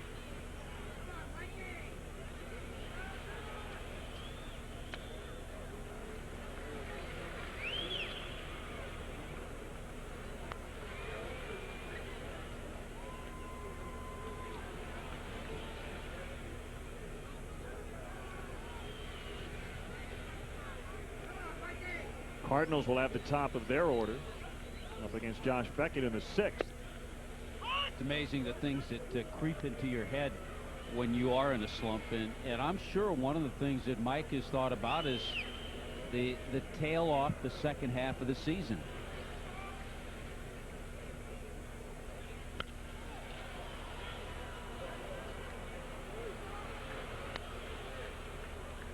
Of course, last year he missed basically the last month after getting hit by a pitch against Montreal in late August. Set the trade wheels in motion. The Marlins would acquire Jeff Conine. Foul tipped into the glove for a strikeout. Marlins go down in order in the 5th. No hits for the Cardinals through 5 innings against Josh Beckett. He's thrown 82 pitches.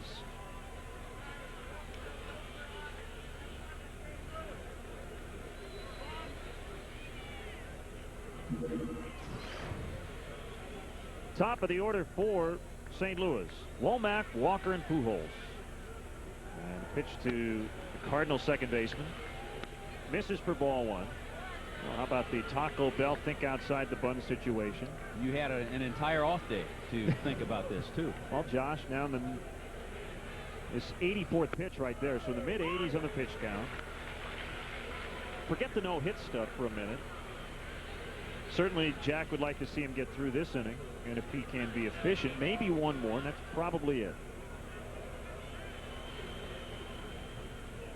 Well, since that May 25th start that you talked about in Cincinnati, where he went 6 innings,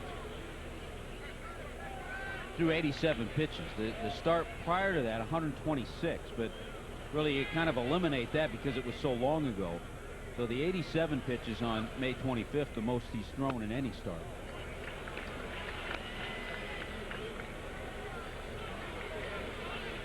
One thing about this Cardinal lineup is Tony Womack is a huge key for any pitcher facing this lineup. If you don't get him, you're asking for some trouble with the big guys right behind him. Popped him up. That's big. Right side of the infield for Castillo. 1 out on a 3-1 pitch. Let's check in with Craig Minervini. Thank you, Len. Earlier you were talking with Ozzie Smith about that great photo in the August 2nd edition of Sports Illustrated. This is the magazine. I'll show you the picture inside. Really is a neat picture of the 52 of the 60 living Hall of Famers currently in the world, and it's a great shot. Ozzie's off to the left. Phil Rizzuto. You think of all the baseball stories, Ralph Kiner, Big Gaylord Perry's on the left here. All the stories that these men have. It's an amazing photo just to look at. Tom Seaver, you name it. And, of course, the newest inductee among those, Dennis Eckersley. So it's in this issue with Lance Armstrong and also the Olympic preview on it. And a great photo. You can just watch that photo and think about all the memories you have from watching those players. Back to you. All right, thanks, Craig. And did you notice, Len? Craig mentioned Ralph Kiner, Mets broadcaster. Tom Seaver, Mets Hall of Fame pitcher. And Mets broadcaster, yep. I'm sure Craig watched a little of Phil Rizzuto as well growing up. Swing and a miss, 1-2. Tell you an area where Josh has been able to pitch Larry Walker. He's walked him twice, but he has not caught up with his high fastball.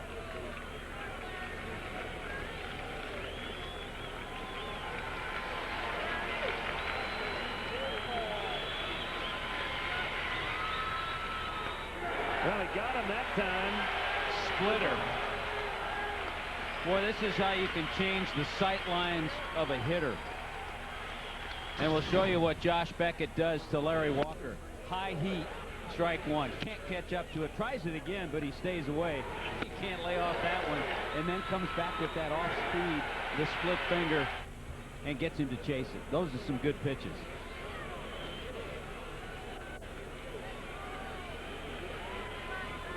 Pujols 0 for 2. To deep left field, first hit for the Cardinals, and it's 1-1. His 32nd.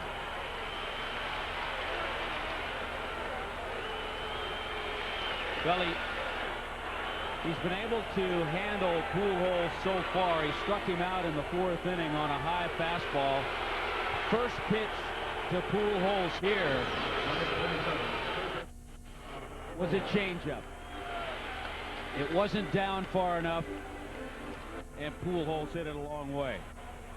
A lot of red in the stands tonight. Didn't know there were so many Midwesterners here in South Florida. That snaps an 0 for 12 for Pujols, and in his career now 146 home runs. Just like that, it's a tie game. 145th home run for St. Louis. They swept the Mets over the weekend without hitting a home run.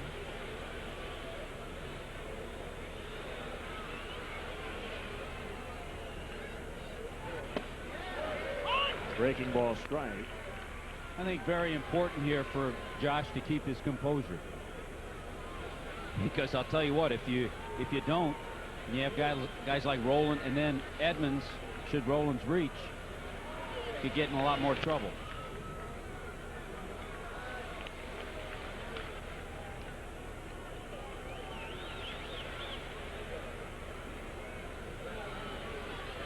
Well, I guess Pujols struck out tonight. Figured he had to hit a home run. Now 32 home runs, 34 strikeouts. The home run estimated at 396 feet. That's line foul.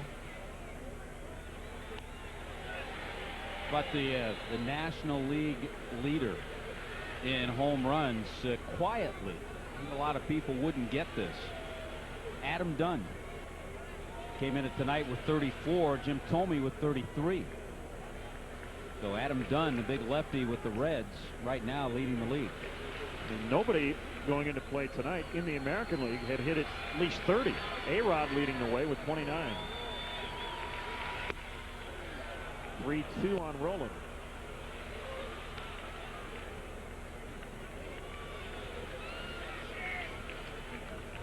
Roland came in 3rd in the National League in batting. 338, now 336. Backhanded by Mike, and he throws out Roland. Well, it's a 1-1 tie after the Pujols home run. Albert Pujols the last 6 weeks or so has been playing with a bad left heel. It certainly hasn't hurt his swing. Just tied the game with a solo home run, his 32nd. And you never know who will drop by or what will happen on the Best Damn Sports Show, period. Tonight, why the Vikings are the NFC's best, and Bolden on the Cards' chances. That's the Best Damn Sports Show, period, tonight at 11 right here on FSN Florida. 30-year-old lefty Ray King makes his 60th appearance for the Cardinals. This is his first year with St. Louis. He came over in that J.D. Drew trade. Well, they're two lefties. You look at Ray King, Steve Klein, done a nice job. Fouled away by Cabrera. A couple of guys who come right after hitters, too, lefties and righties.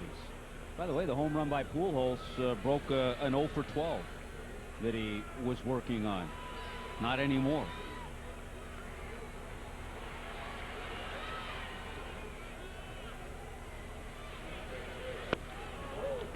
There have been some Cabrera-Pujols connections and comparisons made. A couple of young hitters. Cabrera just 21. We mentioned Pujols 24. But guys also trying to find the right position defensively. Cabrera flares that one into left for a leadoff single.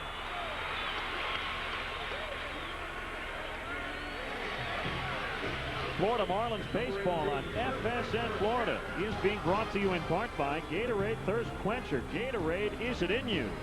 And by GMC, we are professional grade. Now Pujols has settled in at first base. It's possible down the road Cabrera could do the same. He's a natural third baseman.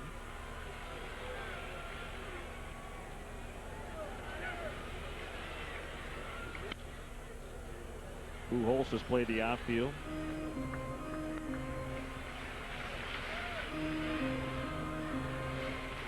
Those two guys are probably going to be spending a lot of time chatting just like that over the next 15, maybe 20 years. Yeah, at All-Star games.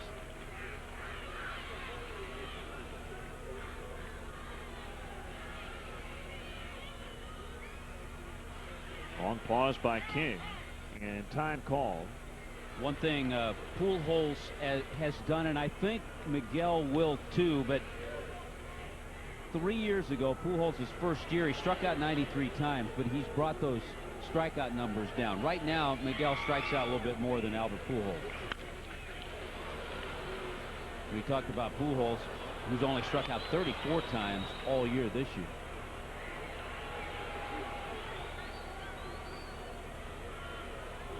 Rudy Sinez up.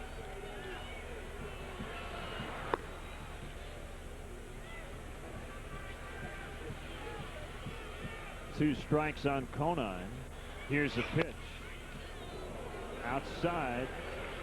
Well, Ray King hit that target of Mike Matheny, but he had the target off the plate.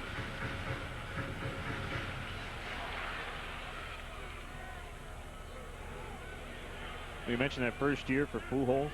Defensively, played first, third, left, and right. There's a strikeout. So one out here in the inning. Let's check out the Lincoln Mercury upcoming game schedule. Radio only tomorrow night against the Cardinals. FSN Florida Thursday, and then that road trip starts in Milwaukee Friday night. FSN Florida. Marlins on deck time 7:30. Pax and the Marlins TV network Saturday night at 7, Sunday afternoon at 2.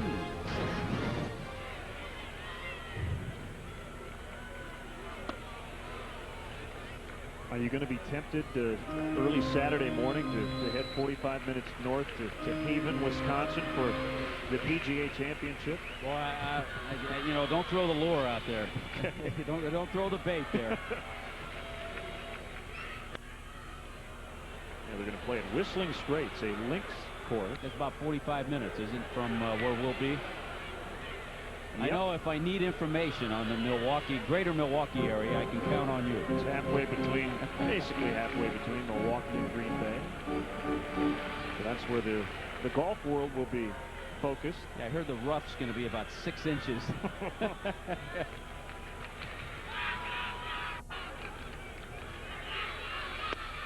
2-1 on Encarnacion.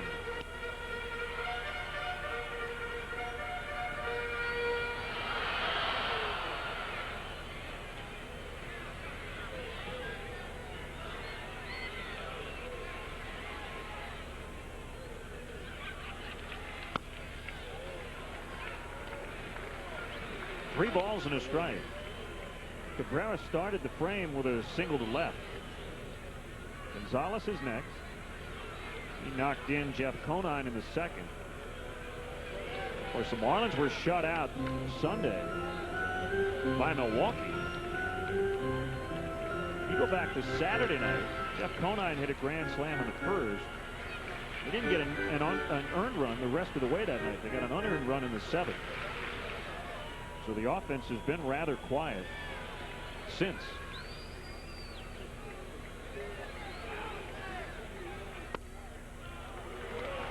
First and second.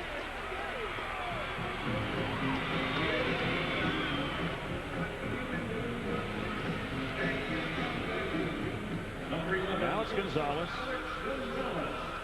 Dave Duncan heading out. Yeah, I'm trying to think along and see what Tony La Russa has on his mind. Right now, no one's warming up in the bullpen. You gotta think that he's just giving this inning to Ray King. You know that Jack's going to pinch hit a righty against a lefty. Well, as Dave Duncan speaks with Ray King, it's time to remind you that with Metro PCS, you have the permission to speak freely, the wireless phone company that allows you to pay by the month, not by the minute. Metro PCS, permission to speak freely.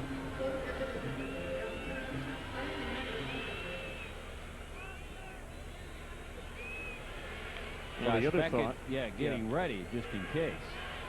The other thought with the Cardinals, they've already used Cal Eldred. They only have 6 guys in their bullpen, and still almost 4 innings to go tonight.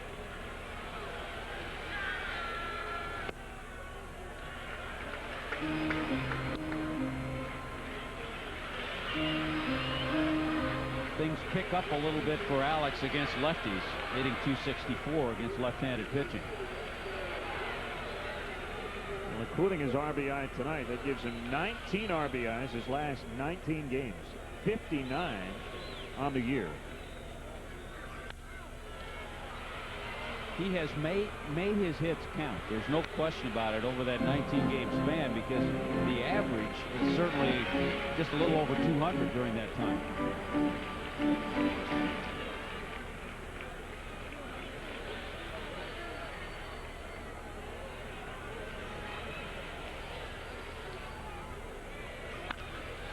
Hit in the air to right, sending Walker over a bit, and he has it. Cabrera's going to tag, move to third, and Encarnacion will hold it first.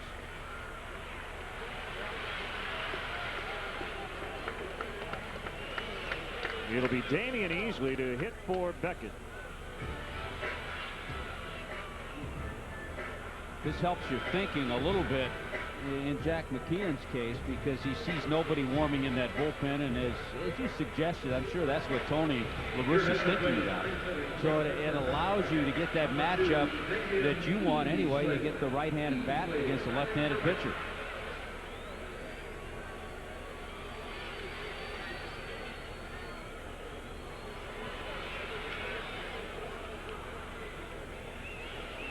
Now, Damian had 1 at bat on Sunday and singled in the 8th inning.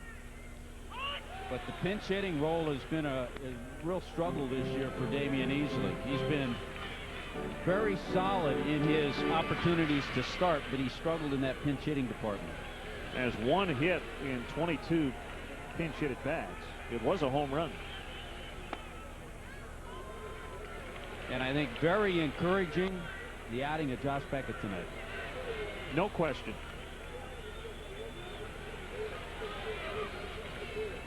One of the better outings of his entire season.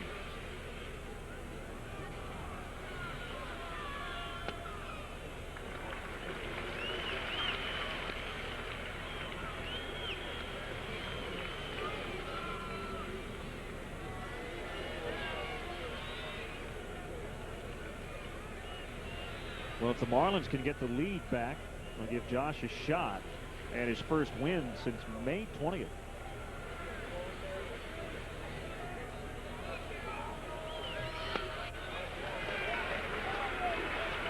Three and one.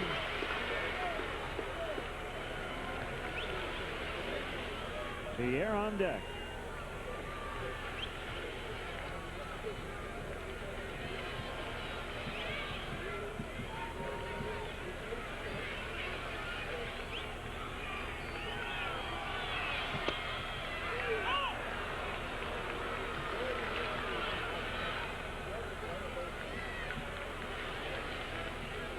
Cabrera's at third, and Encarnacion is at first. 3-2 on the pinch hitter Easley. Pujols tied it in the top of the inning with a solo home run. The only hit for the Cardinals tonight. Here's a 3-2, bases loaded.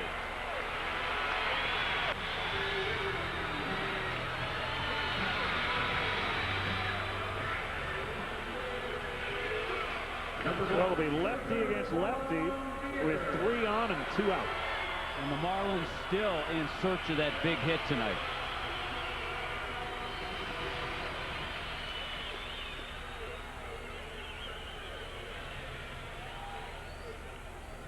The Fish are 1 for 7 with runners in scoring position.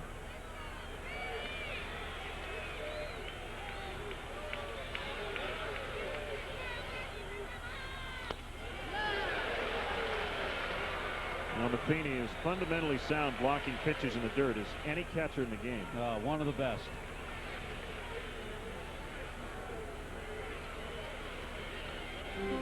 That gives a pitcher confidence as well. Well, you have to figure Ray King on that first pitch missed with a breaking ball. And with bases loaded, with the count 1-0, you're 99% sure as a hitter you're going to get that fastball the next pitch.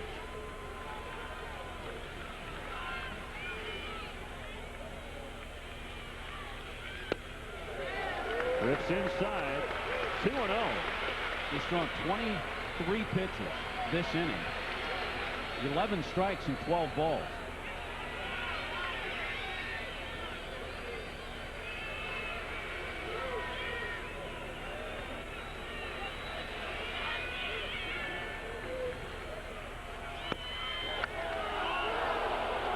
Two and one. Boy, that was a big pitch. That was a huge pitch. What a turnaround for a call. To get this call when you've been that wild tells me that Guccione has just a huge strike zone. He's called that high strike a number of times tonight. And now it's 2-1 instead of 3-0. Make it 2-2. What a difference. Now he comes back with a breaking ball. That call made the whole difference in that at bat. A pitch that was above the letters to Juan Pierre, who was taking all the way.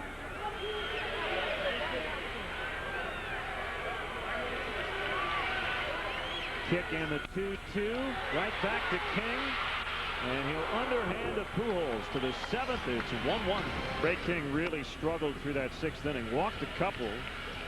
Had the bases loaded. And on a 2-0 pitch, got a break on a high strike. And he was able to get Juan Pierre on a 1-3 putout. The Marlins stranded 3 in that inning. Rudy Sinez will start the 7th against Jim Edmonds.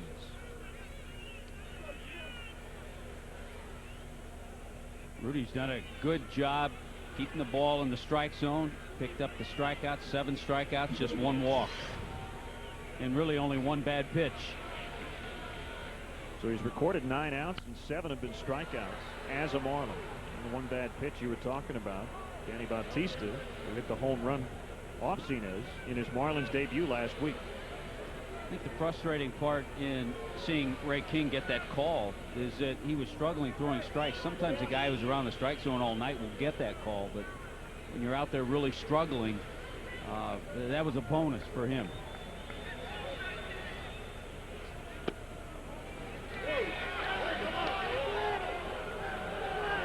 We mentioned the Cardinals lead their division by 11.5 games.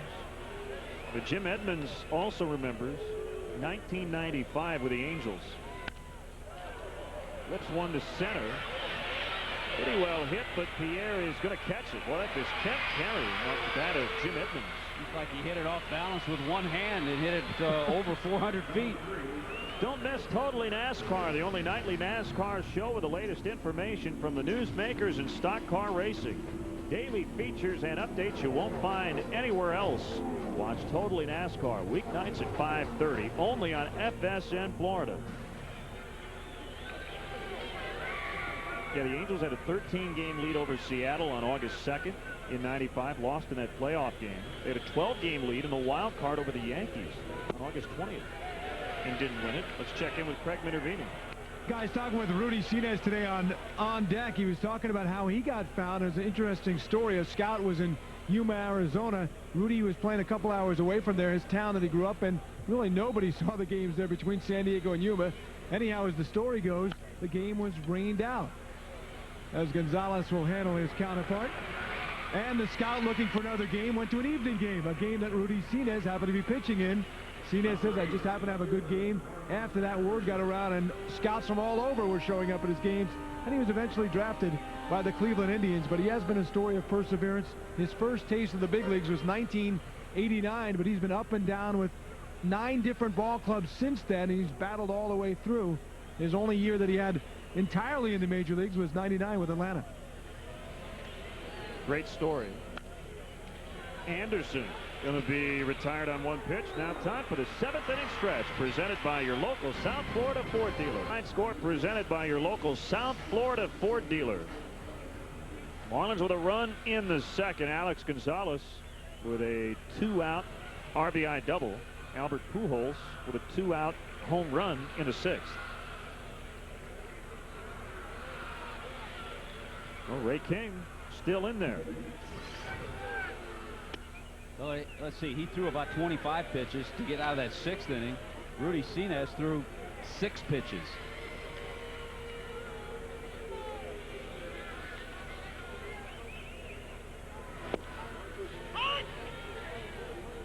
When you look at how this game has played out so far, former Marlin Julian Tavares, sinker balling up for the Cardinals. Well, if you can hold down the Cardinals offense like the Marlins pitchers have tonight, sure would love to take this one. Roland throws out Castillo. Do you know how easy it is to dress like your favorite player? Just go to FloridaMarlins.com and click on Shop for everything from player jerseys to T-shirts and caps. MLB.com shop for all of your Marlins official merchandise. Looks like we might get a double switch here. Tony La Russa out. And the first guy he went to was Chris Guccione. So Taguchi's going to come in and play left for Anderson. And Tavares will replace King. So here's the Marooney call to the bullpen. It's 1-1 in the 7th, and we'll be right back. When you need a car, truck or van, who you gonna call? Bottom of the 7th, Tony La Russa using his 4th pitcher tonight. So Taguchi also into the game to play left for Marlon Anderson. Yeah, he'll hit in the number 9 spot, and Tavares slides into that Marlon Anderson spot. And another good ERA out of the bullpen. Ray King's was 191. Steve Klein 227. You see Tavares, he's in the 2s, and Isringhausen. So it kind of goes unnoticed because everybody talks about the Cardinals offensively, but their bullpen's been terrific this year too.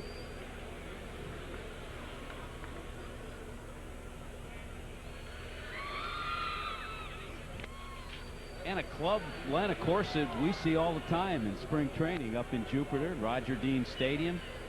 The Marlins and the Cardinals share that beautiful complex up there.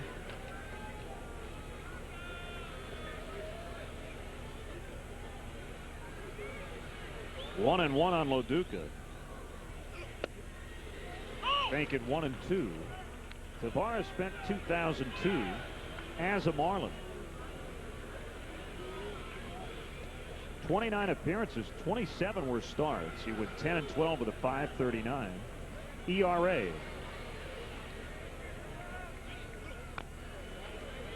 I know at that time we always had the numbers, and he was much better working out of the bullpen than as a starter.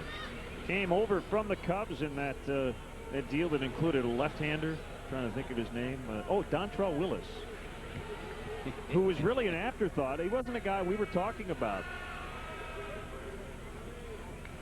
But last year he won the National League Rookie of the Year. Loduca strikes out. Well, one of the things Tavares does so well, and I apologize to Dontrell one time for talking so much about Julian Tavares and not as much about him. But Tavares will drop down. A big slow breaking ball there. He'll throw sliders, but he'll give you different looks, especially the right-handed hitters, as he did to Loduca on that pitch.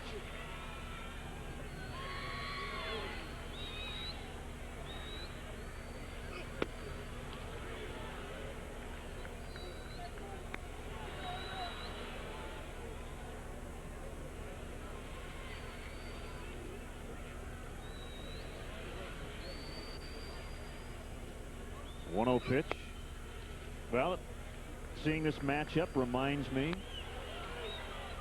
of a matchup back in St. Louis on May 15th. Tavares against Lowell, bases loaded, 8th inning. Cardinals were up 4-0, and Mike flied to the warning track in left.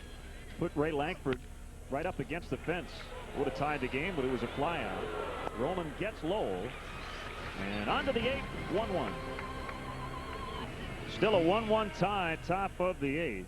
Mike Matheny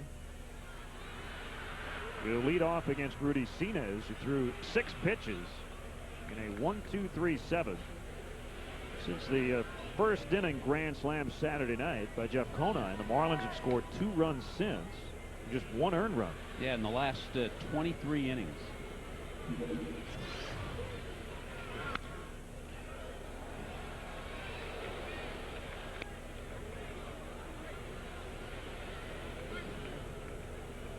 And again, when we spoke of earlier, talking about trying to put things together, getting some consistency, part of that is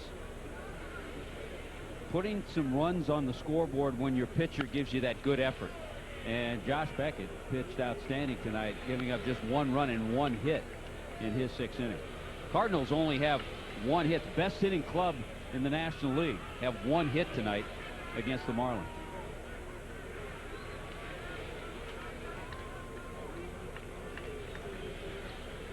Two strikes on the former Michigan Wolverine, Mike Matheny.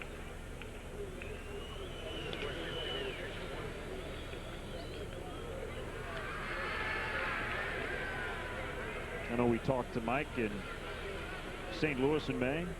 Certainly Bill Freehand taught him a lot about catching in his time at Michigan.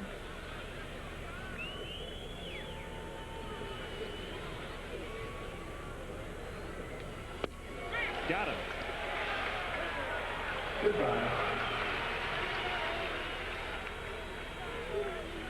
Max Kellerman won't pull any punches as he goes toe-to-toe with the biggest names in sports on IMAX. Tonight is Edgar Hallbound, one of the Seahawks, the NFC's best. So a Seattle flavor tonight. Watch IMAX after the game right here on FSN Florida. By the way, another thing that Rudy Sinez can do is give you more than just the 1 inning. You know, more than just that matchup inning. His outing with Kansas City, his last outing before the trade, he'd thrown 3 innings. So he's the kind of guy that can go out there and give you, a couple of good innings, maybe 1 more. First at bat for Sotaguchi. And he's down in the count 0-2. Well, you talk about the bench guys for the Cardinals. Taguchi's done a nice job hitting .278. Former Marlin John Mabry is hitting .324. Roger Cedeno, limited action, is hitting .317. So it has been a team effort. Sinez has struck out 2 in a row. 5 straight since he came on in the 7th. Well, he got Matheny with a breaking ball, and a good fastball strikes out Taguchi. Yeah, you look at a team and why they are where they are is because everybody's producing. The bench, the bullpen, the defense, the power, the average, the on-base percentage, speed. They have a little speed mixed in too. A lot of that speed at the plate. Tony Womack with 18 stolen bases, but he hasn't reached base tonight.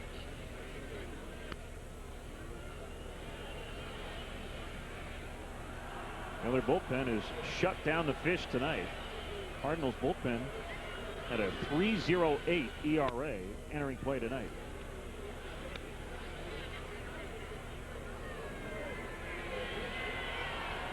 It's just the kind of club that you're going to have to beat. It's not going to beat itself. Popped up.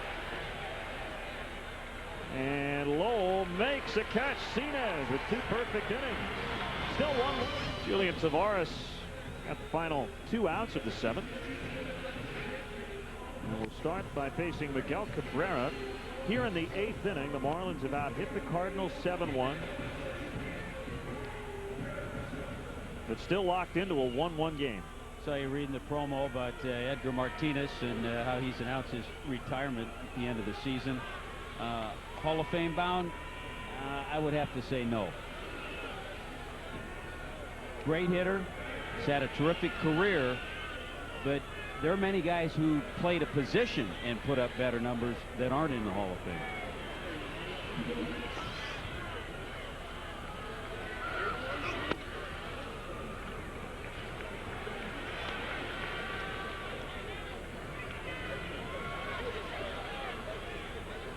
Andre Dawson is the one that comes to mind. Yep.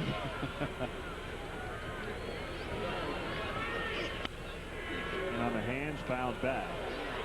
You think of all the great characters in this game throughout the years, and oftentimes it's the bullpen guys. I mean, Julian Tavares, we used to have shots of him in the Marlins dugout during starts, after he was taken out. Pretty hard on himself, but a lot of flair. Of course, Josias Manzanillo, currently a Marlin, will sprint to the dugout after getting the third out of an inning. Yeah, it'd be exciting if you had Manzi and Julian in the game at the same time. Playing a kid's game and having fun. 1-2 on Cabrera.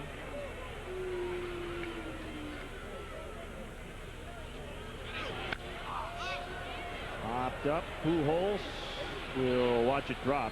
Just a slight limp for Albert Pujols as he went after that pop-up. Left heel injury, but playing through it. Recently admitted that it had been bothering him for quite some time. Guillermo Mota up in the Marlins bullpen.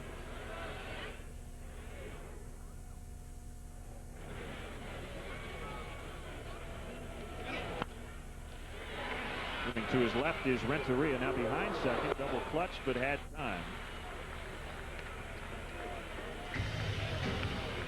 And let's check out the Gatorade factor tonight. Josh Beckett, 6 innings, just 1 hit. That was a Pujols home run. Walked 3, struck out 5, had all of his pitches working. Yeah, hard to say even that the home run pitch was a mistake pitch. It was down, probably not as much as he wanted. Probably had a little more of the plate, an off-speed pitch. And other than that, Josh Beckett was outstanding around the plate, and as you said, with all of his pitches.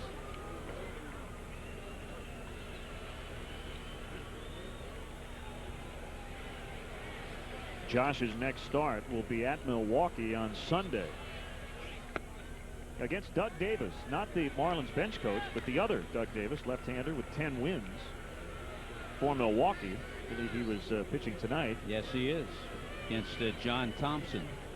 There's the Marlins Doug Davis. Hit in the air by Conine, and it'll be the right fielder, Walker. Just getting used to one another, Walker and Edmonds. New teammates. Certainly veterans. Certainly won't take much time for those two guys to get used to each other. Well, Larry Walker at one time had to get used to Juan Pierre in center field at Coors Field.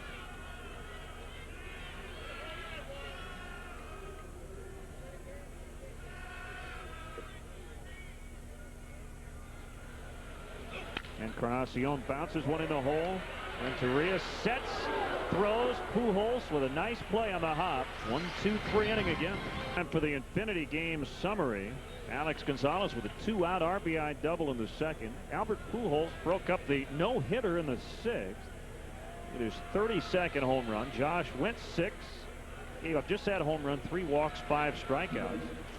Rudy Sinez had thrown 16 pitches in 2 innings, so Jack sends him right back out for the night. Well, that's right. We saw Guillermo Mota warming up, and had the Marlins picked up a run in the bottom half of the inning, I'm sure we would have seen Mota. But with the score tied and with the few pitches that Sinez has thrown, Jack decided to go with Rudy again. 2 strikes. The other thing that affects this, we talk about it a lot. Well, the Marlins went down 1-2-3 the last 2 innings, so that pitcher spot never did come up again over the last 2 innings. If it had, Sinez would have been taken out. Another reason Guillermo Mota was warming up. Crowd kind of getting on Chris Guccione, the home plate umpire. He's not going to call that one. The one he's going to call is that borderline pitch up. The one on the outer part, he's not going to. Chop to Conine. One out here in the ninth. Here's the Chevron, clean out of here, home run, almost 400 feet, 2 holes off Beckett in the 6th to tie it at 1-1. Well, not only did he break up the no-hitter, he broke up the shutout. 32nd home run, 81st RBI.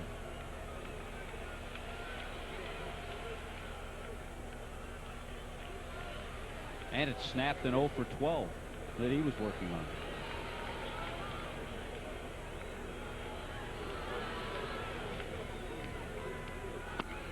Swing and a miss. You know, his teammate John Mabry said it's one of the toughest things in baseball when you go up to the plate and everybody expects you to hit a home run, and he just keeps doing it. Reminded Mabry of Mark McGwire. So the game's not that easy, and those guys make it look easy. People came to see Mark McGwire hit home runs, and he did.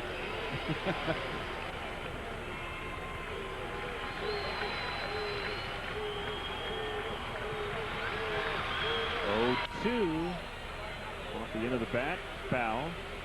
Pujols says, look, I don't try to hit the ball out of the park in any at bat. He admits maybe it's confidence. He says, look, I'm strong enough to hit it out of any park, in any part of the park. I don't need to add any power. He just has his swing.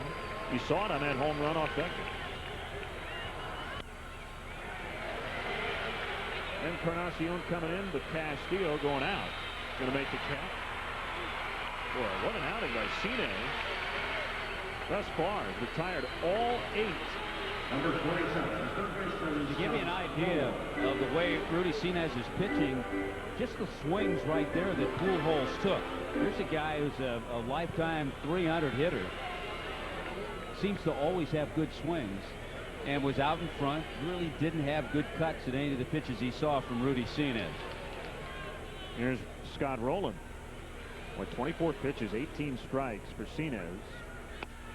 Rowland, the top vote getter among National League All-Stars this year. Not just the fans, but the players as well. That meant a lot to him, that his peers gave him that many votes.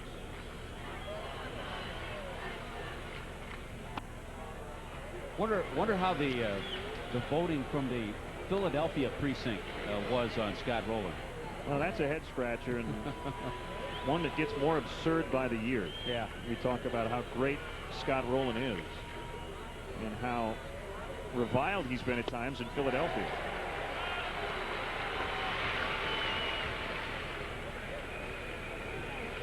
You'd have to say St. Louis is a perfect spot for Scott Rowland.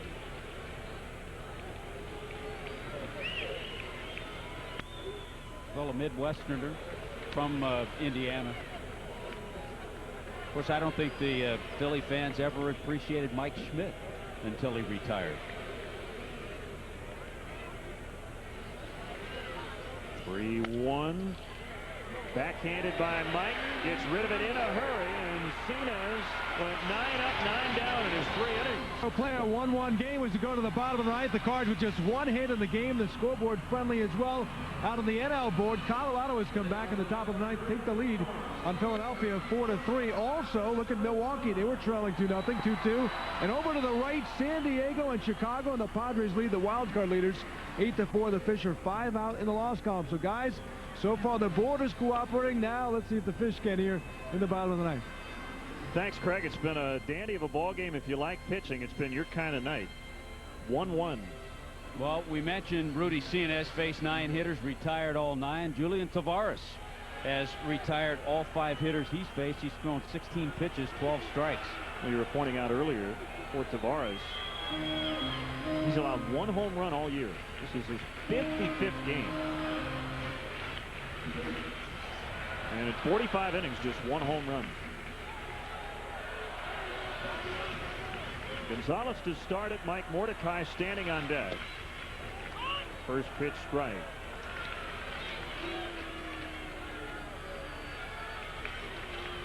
Morty took some swings against Armando Benitez at the batting practice session before the game. Tavares fields and underhands to Pujols for the out. And it will not be Morty. He was going to try to lay down a sac bunt with a runner on, but with nobody on, it'll be Lenny Harris instead. Yeah, had Alex reached, we would have seen Mike Mordecai in a sacrifice situation, but with nobody on, it's going to be Lenny Harris. I was watching Benitez throw to Damian Easley, Chris Aguila, and Morty. Morty actually stood in there a couple of times from the left side. Didn't take any swings. I said, what are you doing? You switch hitting? He said, nah, didn't want to take any cuts. Just wanted to give him a different look.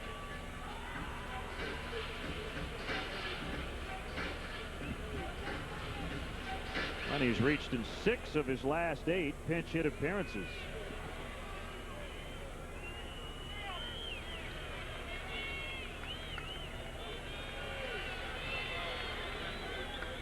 Well, Lenny also got his first start of the year at St. Louis on May 16th. The Marlins salvaged the finale of that series, winning 3-2.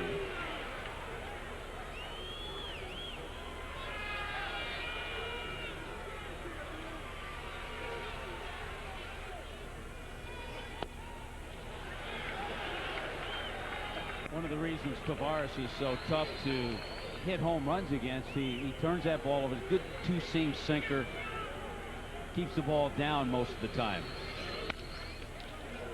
Bouncer to second, and Womack will get Harris. And if you try to pull him, more often than not, that's what you're going to do.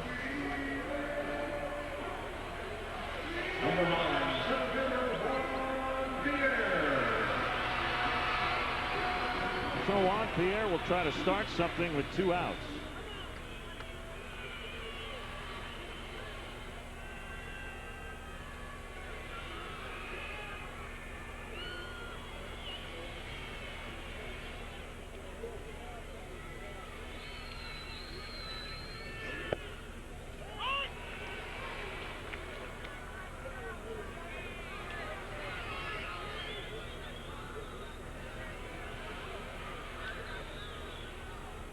The 0-1. That's low. 1-1.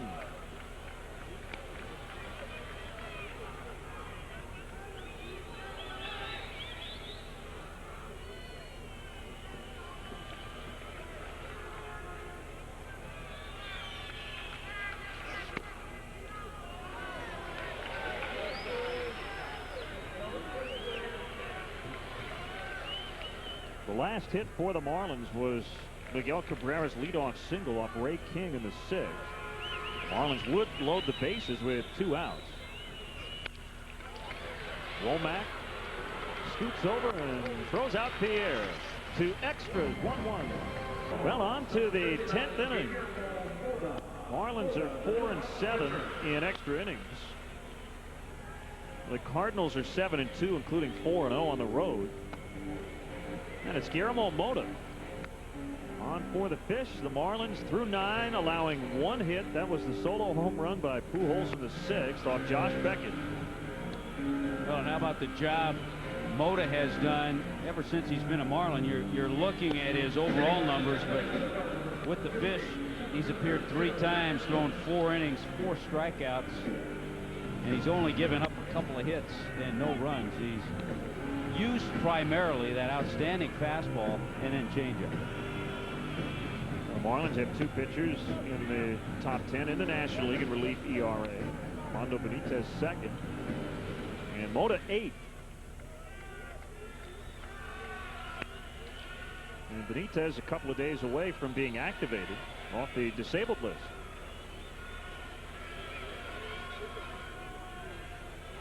Well, you can't say enough about Josh Beckett and Rudy Sinez against this high-powered Cardinal offense, allowing 1 hit through 9 innings. Jim Edmonds, it's a towering fly ball that's deep, way back, and it's a home run. On the first pitch of the 10th inning, the Cardinals have the lead 2-1.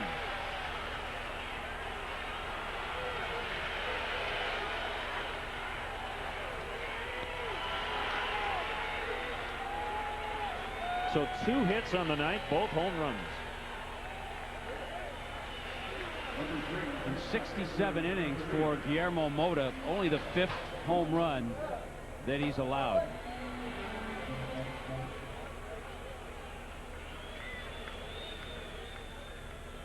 Now it brings up Renteria, who's nothing for 3.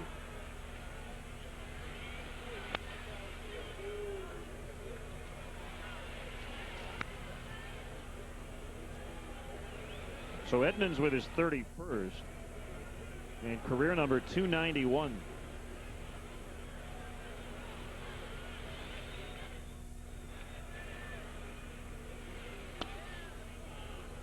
Well, Edmonds with 31. Pujols hit his 32nd. Scott Rowland has 26. He'll reach that number. For the Cardinals, they'll have 3 hitters, 30 or more home runs.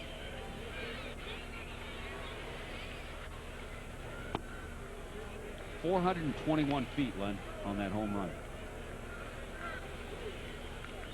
And remember the previous at bat for Edmonds. Just reached out and sent one about 420 feet to left center for an out.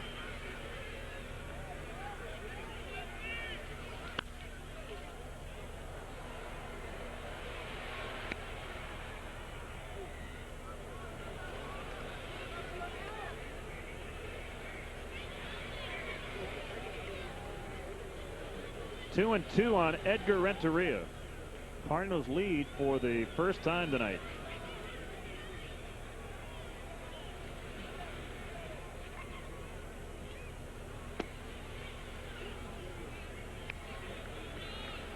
And there's the Cardinal closer, Jason Isringhausen. Yeah, before Edmonds hit that home run, Steve Klein was throwing. So had the game remained a tie and they had gotten to the pitcher spot, we probably would have seen Klein. Rolled to Gonzalez. And one away. It was hard to tell, Len, the pitch that Edmonds hit because he wasn't fooled. I think it was a changeup, but he really had a good swing and didn't appear to be fooled on it. It was also up a little bit. It didn't look like a fastball. Most fastballs Edmonds will hit the other way, hit the left field. Roger Cedeno will be the pinch hitter. So Julian Tavares has a chance for a win. I mentioned the year Cedeno's having. He's hitting .340 in 100 at bats from the left side.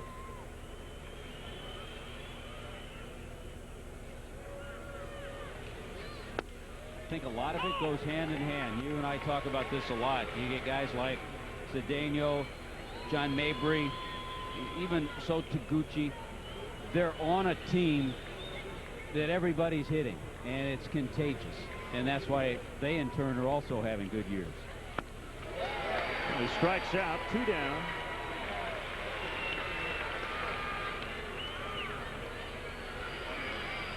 And it'll bring up Mike Matheny. Well, it sure takes the wind out of your sails. You go to extras, and on the first pitch, Jim Edmonds giving the Cardinals the lead.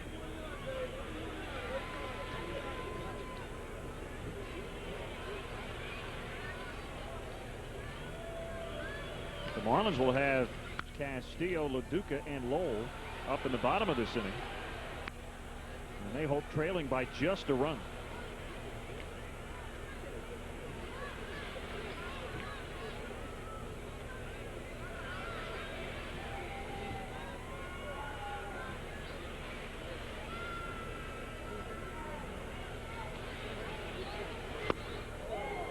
Phillies lost to the Rockies 4-3 at home.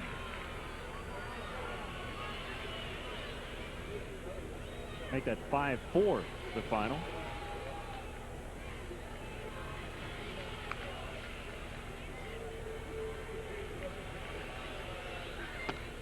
And Matheny whips, but Edmonds gave the Cardinals the lead. It's 2-1. Jim Edmonds with the go-ahead home run leading off the 10th inning. Cardinals have but 2 hits, both home runs. And it's right-hander Jason Isringhausen. He'll attempt to pick up his 30th save.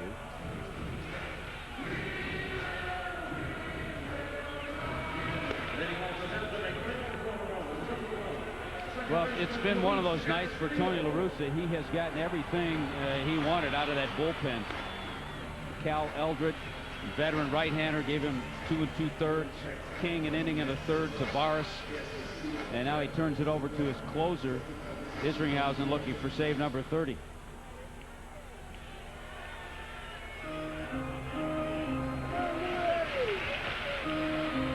Well, it's Castillo, LaDuca, and Lowell. Marlins down a run.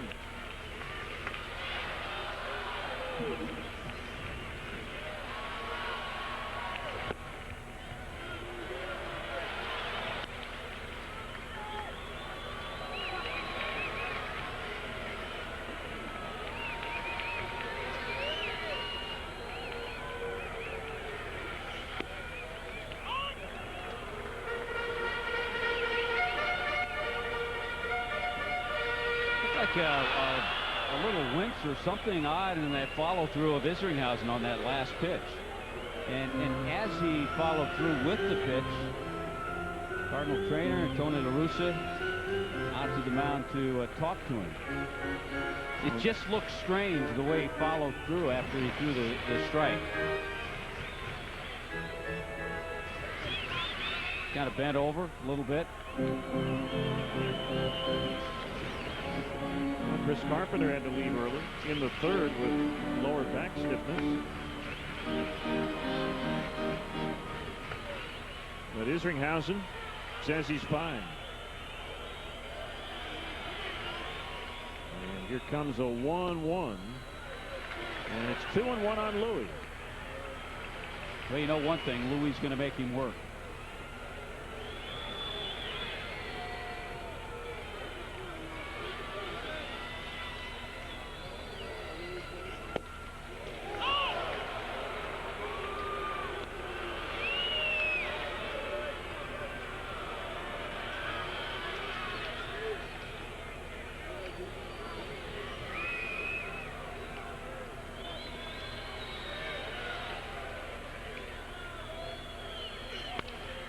Right back to the pitcher.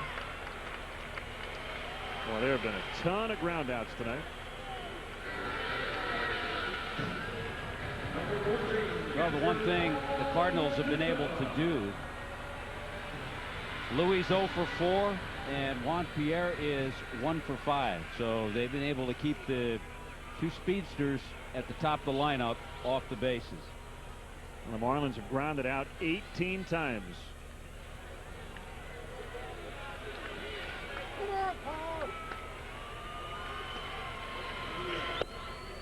Strike one on LaDuca.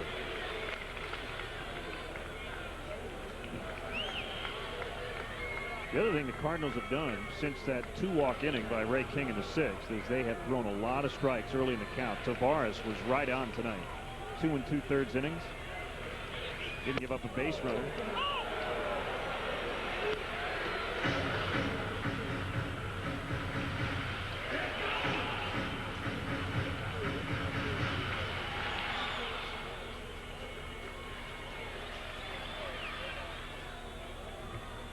LaDuca got down on the count against Dan Kolb, said just don't strike out the other night.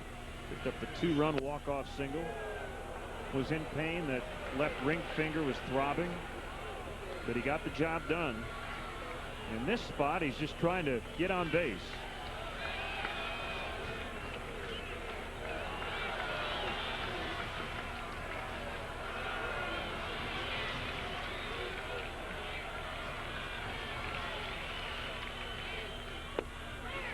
Call strike 3, inside edge.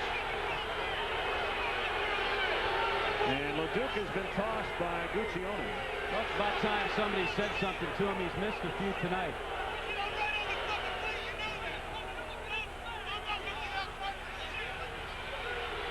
At least he'll give Jack an opportunity to get a little something off his chest, too, because there have been a few tonight that he's disagreed with as well.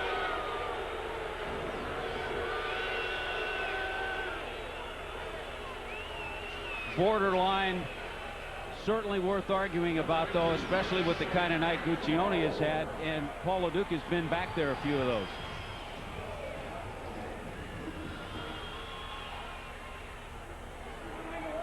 So it's up to Mike Lowell.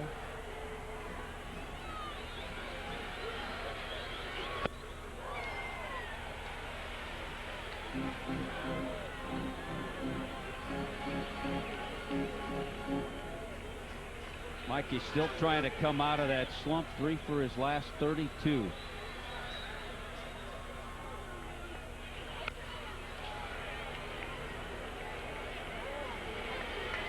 And isn't it always that way when you're in a slump? 0-2.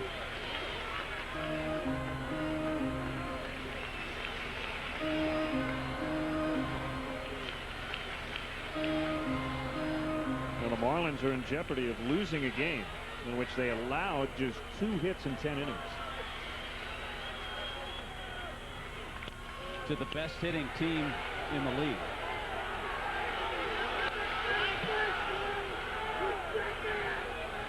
But both hits, big ones, home runs by Pujols to tie it, and then Edmonds to give them the lead here in the 10th.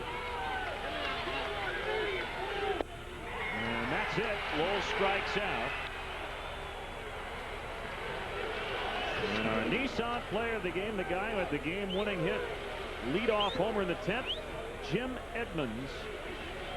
And the Cardinals have matched their victory total on the road from last year. They're now 37-17 on the road.